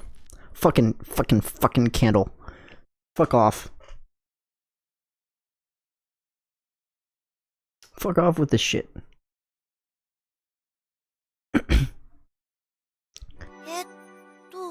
Torch, not candle. Well, whatever the fuck that thing is. Candlelight? Fuck thing? 違う。そこはこっちでしょ。活字が逆向いてんじゃないのよ。そっか。よもぎ、そこも違う。ちゃんとページ番号振ってあるんでしょうが、ここに。Yeah, are you fucking blind? ああ、本当だ。おいこら、そこの女、あんたさっきから何やって。え？俺？女って言ったら、私の他にはあんたしかいないじゃない。こら、無視すんなっつの。何やってんのって聞いてんでしょ。何って、新聞を復元してるんだけど。何のために？記事を読めるようにするために。で、あんたが今手に持ってる切れ端は？ポコポコちゃんって書いてあるな。4コマじゃん。そんなもん再生してどうすんのよ。たくあんたたちパズルの才能ゼロでしょ。そういう理由は？さっきから手が動いてないみたいだけど。私はいいの。現場監督なんだ。なんだよそれ。文句あんの？いえ、ないです。However, the supervisor soon joined Uni and our work advanced quickly. Or so I thought, but... ねえ、冬川さん、そこの切れ端取ってくれないかな。 With that unexpected utterance, my hands froze. Fuyukawa suddenly rose my faces, almost if I were pulling it up. 冬川さん、それだよ。君の手の下にある切れ端。 Yomori was looking straight at me. Just to be sure, I turned around to look. There was no one behind me. That means that Yomogi was calling me Fuyukawa. 冬川って、冬川心のことか。 I turned around and asked. The scrap of paper fell from Yomogi's hand. Yuri and Lean both stopped what they were doing simultaneously. Only the flame of the lantern continued its flickering. Picking up the piece Yomogi had asked for and joining it with a nearly complete page, I mused aloud. 冬川心か。それが俺のこの肉体の所有者の名前なんだな。Yomori answered with a firm nod. At that moment, I finally understood what had happened to my body. Yomogi, Seiji, Maesumi, Lean, Kusuri, Uni, and Fuyukawa Kokoro are all here. Furthermore, we're inside a shelter cabin engulfed by a blizzard. I'm getting fed up with the slow speed of my thoughts. DID 乖離性同一性障害だね。 Uni slowly opened his mouth. I kept my own shut as I carefully listened to his speech. The main point was this: Yomogi, Uni, Lean, and Fuyukawa Kokoro. These were the 4 people that had all boarded a small passenger plane flying toward Wakanai. But on the way, the plane had crashed due to some sort of problem. They were then thrown deep into the recesses of snowy Mount Akakura. At the time of the crash was around 7 hours ago, a little after 4 p.m. The date was January 11th, of course. They miraculously survived uninjured and had wandered around in the snowstorm for a while before arriving at this mountain cabin. Formal name: Mount Akakura Emergency Shelter Cabin. They had survived through the twin calamities of the crash and the blizzard, and had managed to reach this shelter cabin where they could finally rest. When the storm settles, the rescue team's helicopters will surely arrive, so they believe. However, an unexpected situation occurred, and the origin of the situation was none other than me. Yukido Satoru's personality and Fuyukawa Kokoro's existence. Uni spoke. 墜落のショックで突発的に DID になっちゃったんだと思うよ。精神的にすごいダメージを受けて、その耐え難い苦痛から逃れるために心はもう一人の人格を自分の中に生み出してしまったんだ。 Lean answered him. ありえないわ。急性の多重人格障害なんて聞いたことないもの。この女は嘘をついてるだけなのよ。第一、この女は私しか知らないはずの有機道悟という名前を。 I held myself back and endured the impulse to object, because now simply wasn't the right time to lash out. At any rate, figuring out this mysterious phenomenon is a higher priority. Let's continue with the talk. Uni reasons that the Yukido Satoru personality is a fictitious existence produced by Fuyukawa Kokoro's consciousness. Yomogi just shook his head. Naturally, I didn't support this theory either, because I had memories of Sphia. I wonder if those are fake. I couldn't answer that dissenting voice inside me. There was no proof either for or against that theory. In any case, I have no memory. None that isn't related to Sphere or the Shoulder Cabin anyway. Is Yukito Satoru's personality a fictitious existence produced by Fuyukawa Kokuro's consciousness after all? No! Because Loon recognizes you. Fuck off. No, there's no way something so ridiculous can be true. Logic is useless in this case. I am me, I am Yukito Satoru. My definite consciousness can't be the product of someone's imagination. Sudden DID? Absolutely absurd. Childhood trauma is the main cause of dissociative personality disorder. New personalities aren't suddenly shaken into existence due to a plane crash or two. That's right, Uni's theory had to be wrong. There's got to be some other way to explain this. The discussion over, Uni put his lips near my ear and whispered to me. Those words that he quietly said to me. I guess Yomogi and Lean didn't catch the whisper as they both wore expressions of unmasked doubt. As for myself, I too felt the same. I didn't get the true meaning of Uni's words at all. We finished restoring the newspaper during Uni's speech. Was it because of the combined efforts of 4 people? Was it because of the combined efforts of 4 people? We'd made far more progress than I thought. Yomogi folded up the patchwork newspaper like it'd been before. You know, I always hate this, because you'd be trying to read as much as you can as you were putting it together. You wouldn't wait till you finished putting it together to start reading it. But I guess we have to do it, because it's a story. Then he laid it flat on the table before our eyes. The 4 of us crowded around. My eyes were fixed on the headline. July 4th, Monday, 2011, Heisei 23. 3 decomposed male and female corpses found on Mount Akakura, missing passengers from the HAL crash. The Aomori Prefectural Police announced the recent discovery of the remains of 3 men and women on Aomori's Mount Akakura, believed to be the victims of the crash of Flight HAL 18, which claimed the lives of this January. Hold on a second. Hold on.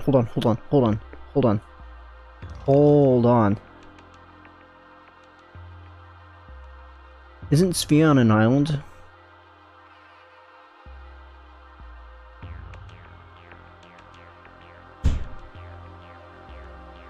Isn't Sphia on an island? Sphia's on an island, right? What is an island surrounded by? What is an island surrounded by? Tell me, what is an island surrounded by? Something called water. Does an island have mountains? No. And when you step out of a cabin, thinking you're on a mountain, and you realize, why is everything so flat? Why is there no mountain in front of you with an ocean? Doesn't that kind of remind you of an island?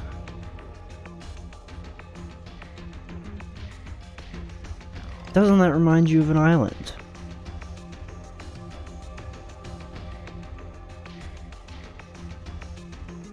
That fucking reminds me of an island.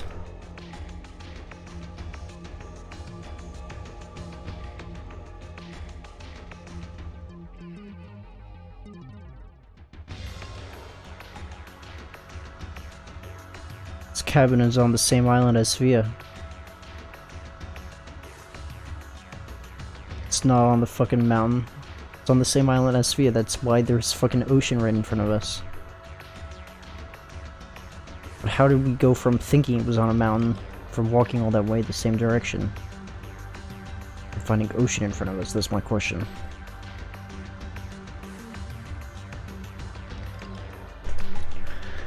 As they'd undergone extensive decomposition over a period of 6 months, the identities of the bodies were unclear.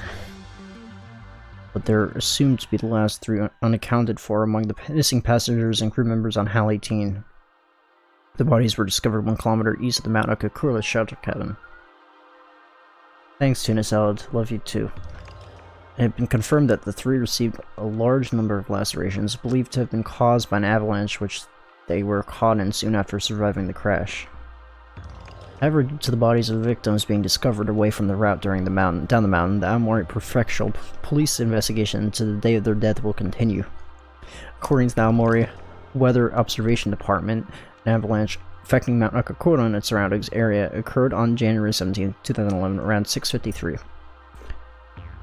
After analyzing the traces left at Mount Akakura shelter cabin, it was concluded that those who had used it survived the crash for 7 days. Afterwards, the horrific crash of Flight 18 with the discovery of the 3 bodies claimed 30 out of the 31 crew members and the passengers aboard. The name of the survivor, Kusada Unikun, 11. Discovered bodies, Yomogi Seiji, 35, Maizumi Lin, 23, Fukao Kuro, 20. The instant I finished reading that, a chill ran down my spine. The name Fukawa left Yomogi's mouth, and I somehow felt it. But after seeing this page, the premonition had turned into conviction. I know this incident, of course, I remember it very clearly. Plane crash on the scale hadn't happened for decades in this country. If any Japanese person had taken a glance at the paper or the TV news around that time, they'd remember this horrible incident. However, this wasn't just the case with me. Regarding this accident, I alone was in a unique position among the majority of the Japanese population. Maizumi Lin, the woman who was once my girlfriend, had boarded that plane. I remember it clearly. Lin had lost her life in that accident exactly 1 year ago, but right now before my eyes. Lin. Seeing that article, Lin had frozen stiff, staring off in a daze. Her face growing pale, she stood rooted to the spot as though close to death. Yomogi and Uni 2 could do nothing but blink and hold their breath. They were just ice sculptures. Fucking get a grip no matter what, just get a fucking grip. Psyching myself up the best I could, I looked around. First of all, I had to make sure that this really was the shelter cabin on Mount Akakura. Except it's not, it's on a fucking island. A door entered my field of vision. I thought of saying something to them, but changed my mind, feeling that it would be pointless. After taking the lantern off the table, I strolled out through the door without a word.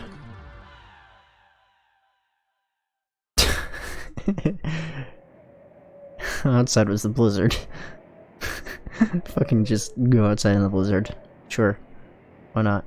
The snowflakes descended without end, advancing on me in cold waves. I bent down, held my hands over my head, and directed the glow of the lantern toward the entrance. There was a sign fixed there. Mount Akakura Emergency Shelter Cabin. Those words were written clearly on the sign, but if you look closely and you turn it around, it actually says Sphere, Sphere, Sphere. Sphere Cabin. Sphere. Believe what I read on a single sign. I looked out into the darkness. I couldn't see Sphere, even though it was there. Was this really Mount Akakura?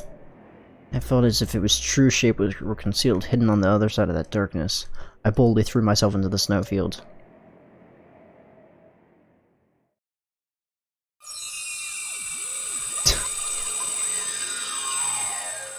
Huh. Trying to stop us from going. I see now. A world blurred black, an infinite space devoid of depth. Isolated and alone, drifting away. I was in the center of the world.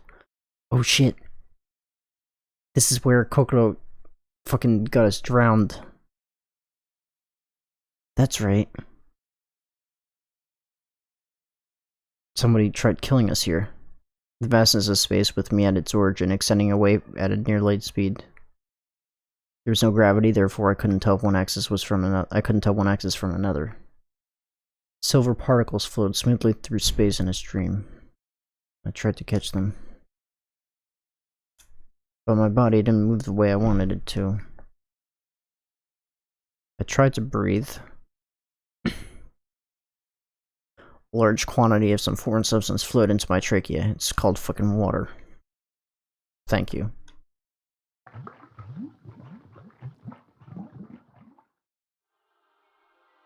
I began violently choking. I wonder why. I can't breathe, it's too painful. A strong electric current ran through me. My limbs stiffened, and then went into convulsions. I gasped wildly as my body sought oxygen. What? What the hell is this? What the hell is going on? Why am I fucking drowning? I really didn't understand, so either way I had to escape immediately. Moving my limbs the best I could, I struggled to move. I turned around and around, searching for an exit. Before my eyes was a silver wall. It wrestled as it drew a ridiculous curve. The convulsions in my limbs became more and more violent. My insides were burning hot. My heart raged. My consciousness grew hazy. I exhaled one last time. The bubbles around me swayed as I slowly rose. As the stream of tiny particles hovered there, I followed them with my eyes. Little by little, the globular bubbles disappeared somewhere far away, and soon were absorbed into the silver barrier. They vanished, painting ripples across the silver surface. I reflexively stuck an arm toward the wall, toward the exit. From my hand up to the wrist, everything vanished, swallowed up by the silver barrier. My hand touched something. My hand caught hold of it firmly. I drew my body toward it at once. I sat on the floor devoid of all strength. I hung my head and leaned it back against the wall. I inhaled deeply over and over again, but my wild breathing still wouldn't settle. The concentration of oxygen in my blood was still too low. My consciousness was dim. I couldn't gather my thoughts at all. There was one thing I knew, somehow Wasn't there someone that tried to drown us, though? And right at that moment, fuck. Oh, fuck. Not this shit again. Fucking kill me. Fucking kill me. Help. The sound wasn't from the bathroom, it seemed to come from the other side, where the door to my room was. Did someone enter the room, or did they leave it? I wasn't sure. There was nothing I could do about it. My body was heavy like a lump of lead, making it difficult to even crawl. The only thing I could do was listen with utmost care. I couldn't hear a thing. It was completely silent. Did that mean the sound I heard was that of someone leaving?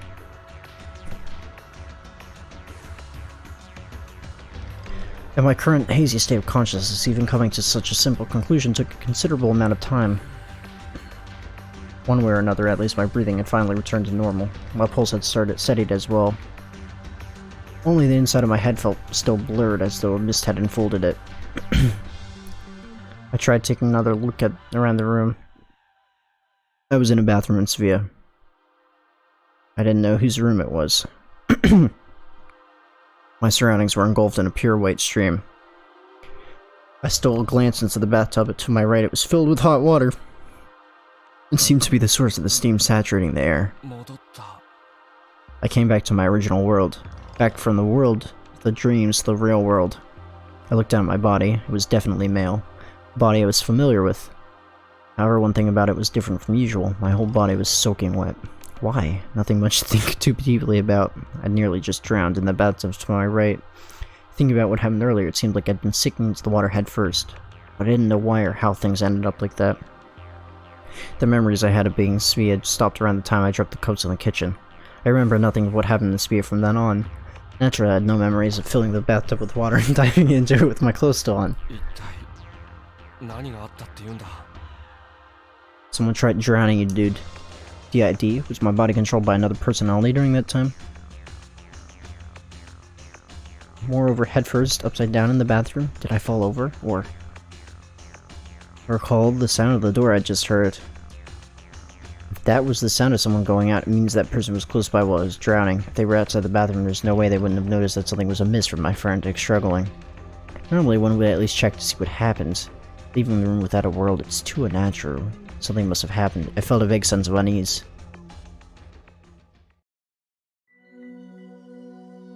Standing up unsteadily, I left the bathroom. Entered my room. I was the only one in it. My head was still heavy, like a stone clod had been driven into it. On entering the room, I finally noticed it. That leaden feeling isn't just due to oxidant deprivation. A stronger, more instinctual force seemed to be affecting me from within. Anyway, I needed to lie down. My clothes were drenched, but it was a pain to take any of them off. Oh, who cares? Anyway, bed. I staggered along the wall. A strange, strong dizziness assailed me. I lost my balance. My legs became twisted. I staggered and then fell. Toppling down like an old tree, I had no energy left to recover.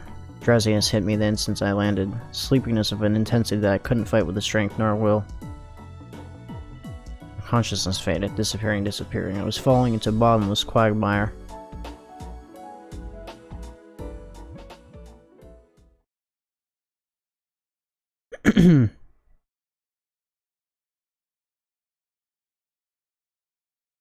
Like yesterday, there was a storm outside. The hoarse roar of the wind hurt my ears.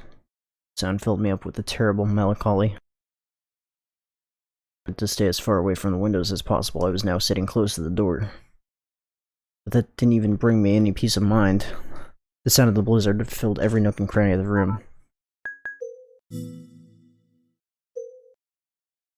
Of course, it wasn't the weather's fault I was in such a dark mood. After all, an ominous situation was drawing ever closer.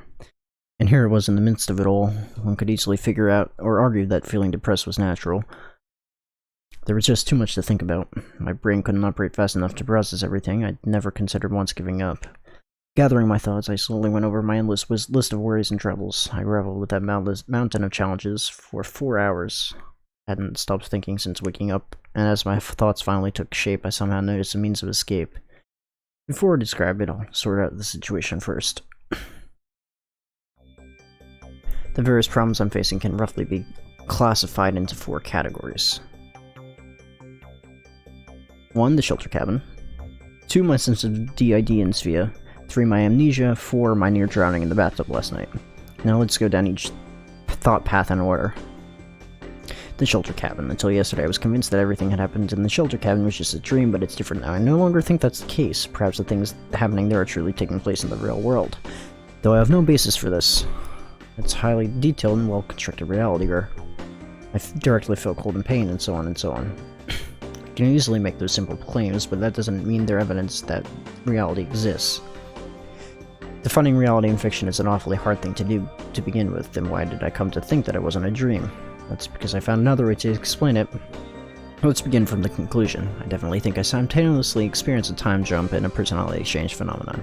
It's a kind of weak explanation, but I can at least use this as a basis for further reasoning. First, the time jump phenomenon. In the shelter cabin, there were 4 people, Yomogi, Lee, and Yuni in the physical body. 17th last year. In front of me. How can I explain this? Could I call them ghosts or something? No, that can't be right. They had substance, there's no doubt about that. They who had survived since the plane crash had made it to the shelter cabin by struggling to get there with all their might. This fact lines up with the details reported later by the press. They had survived until January 17th in that shelter cabin. Also from what they said, I know for a fact that that scene I saw was from January 11th, immediately after the crash. If I had to make a guess based on that information, I had no choice but to think that at that moment my consciousness jumped the time to the Mount Akakura of January 11, 2011. Of course, that doesn't mean I can completely throw away the ghost dream or delusion theories. But deep inside of me, I strongly feel that the world is real, it's tangible, it reacts. I just can't stop thinking about it. I jumped through time, maybe. I don't know how something like that could have happened. But right now, recognizing that I may have jumped through time is more important. To dismiss everything as a delusion or a dream is easy, but it's important to always keep the worst case scenario in mind. The world, what if we assume it was reality? With that in mind, the smartest thing to do in this case is to think about my next move. Now, next up is the personality exchange phenomenon, but... Since this overlaps with 2 of my symptoms of DID and Svea, I'll move on to the next item. My symptoms of DID and Svea. If what I saw at the shelter cabin is real, then it means that my consciousness is going back and forth between Mount Akakura in 2011 and Asagi Island in 2012. My body was at Mount Akakura was that of Fukao Kokoro. During that time I was there, what happened to my body back in Asagi Island? Let's start from the conclusion again. Perhaps Fukao Kokoro's consciousness was transferred into my body. My consciousness possessed Fukao Kokoro's body in the shelter cabin. Fukao Kokoro's consciousness possesses my body in Svea. Fukao Kokoro's consciousness also goes back into her body at the shelter cabin. Based on the testimony of the others at the shelter cabin in Svea, this appears to be the case. That is to say, as I thought, I never had DID. I can say the same thing at both the shelter cabin and Svea. I don't suffer from any mental disorders. I was simply dragged into this baffling circumstance that can only be called a personality exchange phenomenon. However, even with that said, it isn't an easy case that can simply be settled by explaining it as a personality exchange phenomenon. This is because the unbelievably weird near-supernatural phenomenon accompanies it, the time jump. Troublesome indeed, a nasty situation. How did it happen? I don't have the slightest idea what might have caused it, and since I don't know the cause, I don't know when the phenomenon will occur next or when it will end. Though I have a hunch that it hasn't happened since last night. Perhaps while I was asleep, this time jump phenomenon plus personality exchange phenomenon occurred. Hereafter, I'll call it the exchange phenomenon. No matter how hard I thought about it, I didn't get anywhere. Time is of the essence in investigating the cause of this, but right now there wasn't one thing I could do. I had no clear target, but if the hypothesis of the exchange phenomenon holds true, then it'll make sense for the following events. I was familiar with the names of Yomogi, Uni, and Kokoro. This is probably because I remember the plane crash. Yomogi and Kokoro, who were discovered together with the decomposed body of Lean, plus the sole survivor Uni, may have been etched so deeply into my head that I couldn't forget them. I'll explain my amnesia in detail later. For now, my recollections of them seems to be due to the above reason. Next, Uni. If the personality change theory is correct, then Enigma Uni existing in both worlds is once as it's solved. Since the world of Shelter Cabin is in 2011, the world of Sea is in 2012, it's not impossible. This is my guess. The only one not caught up in the avalanche in the 17th, 2011 managed to escape death and turned up in Sea a year later. The sole survivor of the plane crash, Kasuda Uni, I don't know why he came to Svea. Where did he go and what did he do during that year? Even then, it's uncertain how he managed to get into Svea. This isn't a facility that an outsider can freely enter and leave. Front gate is always shut tight and the wall surrounding it is full 7 meters high. There's no way he could just climb over it. But in reality, he's here as if it were totally natural. The story I heard from Utsumi last night suddenly came to mind. Consider Uni exists to exist. What does that mean? Include the matter of the terabyte disk, and it really makes me think that it's necessary to hear the details from Uni himself. Free my amnesia. Jeez. Don't scare me like that.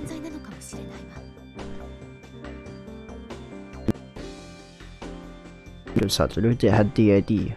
Now that the possibility of a personality exchange is seeming more and more likely, the theory that I have DID is losing credibility. Nevertheless, my memory loss can't be explained with a personality exchange, so what in the world could be the cause of my amnesia? Did I take a blow to my head when I fell from the clock tower? I'm sure I can't explain it away as simply as that, but the most inexplicable part of it, even though I forgot most of the details about myself, is the fact that I can clearly remember the period when I was going out with Lean. The period when I was going out with Lean doesn't include the points at which our relationship began or ended. I don't know why we started going out, nor why we parted. Consequently, I don't even remember what happened after we went our separate ways. When I learned that Lean had died, was I sad? Did I cry? In the Shelter Cabin in 2011, when I got to see her again, I didn't think my lucky stars or jump for joy. Ordinarily, if I'd known she was still alive, it'd be natural for me to feel supreme joy at the news. But no such emotion came forth from me. Why? It's because while I was aware of the fact that she had died, I didn't feel any sadness over having lost her. However, of course, that's also because at that time when I had still no grasp of what was going on, I was confused. With my consciousness in that state of confusion, I guess I couldn't immediately link her existence to the plane crash. After waking up in Svea, I filed it all away in a corner of my mind thinking it was a dream. But even so, it's very strange. This isn't ordinary amnesia. I really can't figure out what kind of rule there could be linking the things I remember with those that I've forgotten. No. Maybe that's not it. What if this isn't amnesia? A memory transplant? The fuck? For some reason I had that thought.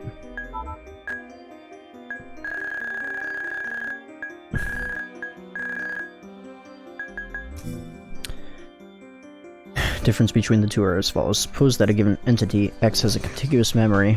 We may call it a record composed of A, B, C, D, E, F. Memory loss, to be put it simply, is a state wherein, for example, parts B, D, and F in the A to F sequence are lost, and the only memories which can be recalled are ACE. On the other hand, the memory transplant method herein refers to a state where, for example, the memory parts A, C, and E are embedded into initially empty zero-state memory. Both cases are similar in that X does not remember anything besides ACE. Their crucial difference, however, lies in the question of whether the rest is recoverable or not. In the case of memory loss, it's possible that X could still have parts of B and D and F residing somewhere in the mind, thus X might be able to recover those lost memories. On the other hand, if X had those memories transplanted, meaning that BDF had never existed in the first place, in this case, X is left with no other alternatives, so to accumulate new memories over time. So then if by any chance this memory content of mine was transplanted, just whose ACE memories are these, I wonder? The fact that my consciousness belongs to me, but it is in fact possible that my memory is one that was originally someone else's and not mine. And that this someone had planted the ACE-reduced memories inside of me, so that even I myself am not aware of how and why this happened exactly. Why not A to F but ACE? Why didn't they transplant BDF as well? Could it be that it's not that they didn't transplant them, but they couldn't? Could it be that just like me, this other person lacks BDF? Jeez. Can I assume that this limited knowledge composed of Ace was all that was available to this person? And that therefore it was for this reason that this person couldn't put any other memories inside me? It might be that I'm only able to know what this person knows, and if this person doesn't know something, neither can I. My memory and this person's memories are the same, was what I thought. Wait. So we're some third party whose entity is a different consciousness. What this theory is that we're a third party, not Satoru or Kokoro, being put into Satoru's body, but given Satoru's memories, and only specific memories. Is that it? I think I have a grasp of it. And I think that's very possible, considering how I thought this place was a cover for a whole fucking research facility. That they're test subjects somehow. People on the mountain that actually died. Anyways. Almost drowning in the bathtub last night. Based on my hypothesis of the exchange phenomenon, now it's Kokoro's consciousness that dove into the bathtub. While my consciousness was at the shelter cabin, Kokoro was controlling the untended body of Yukido Satoru. But why did she? Was she trying to kill herself or something? After pondering for a while, I discarded that bad idea as though shaking it off myself. Well then, if it wasn't a suicide attempt... Come to think of it, the sound of the door closing I had heard back then could have been the criminal running away. I didn't want to believe it. I didn't want to think about such a terrible thing. However, I can't help but consider the possibility. Because I have no memory. I can't confidently declare I don't remember doing anything that could cause someone to resent me. Or perhaps, without my knowledge, Kokoro's consciousness had committed some terrible act, and maybe my body had become the target because of that. Anyhow, I should ask Kokoro myself.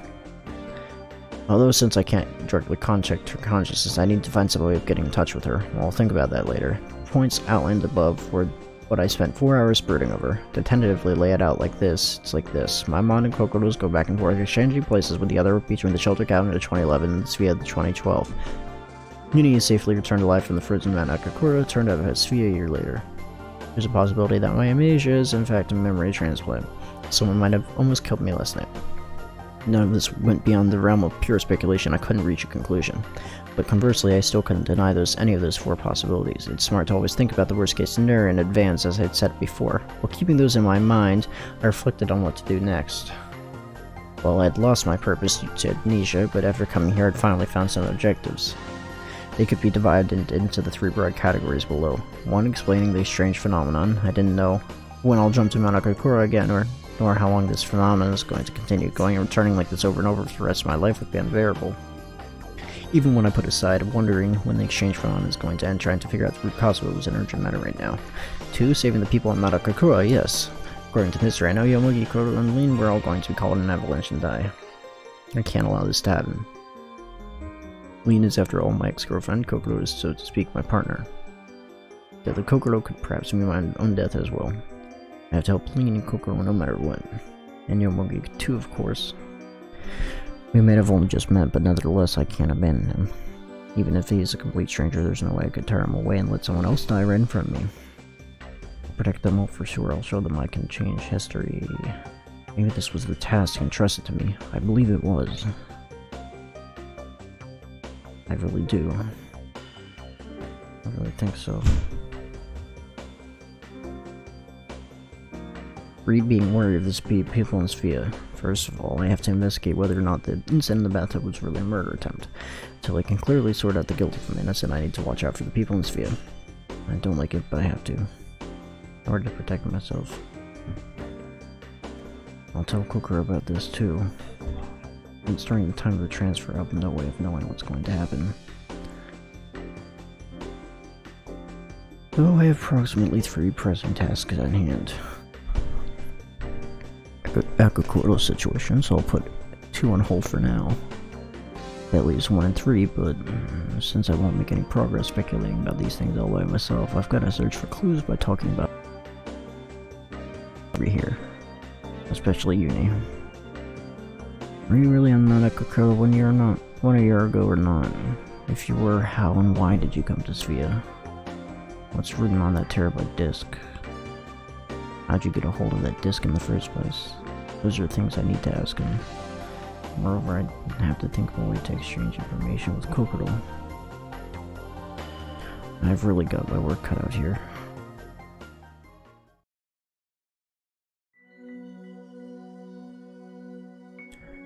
And that's it. Been like 3 hours, so I'm gonna cut it here. But if you're still here, thank you for watching. I'm exhausted, so I'm gonna go sleep now. Goodbye.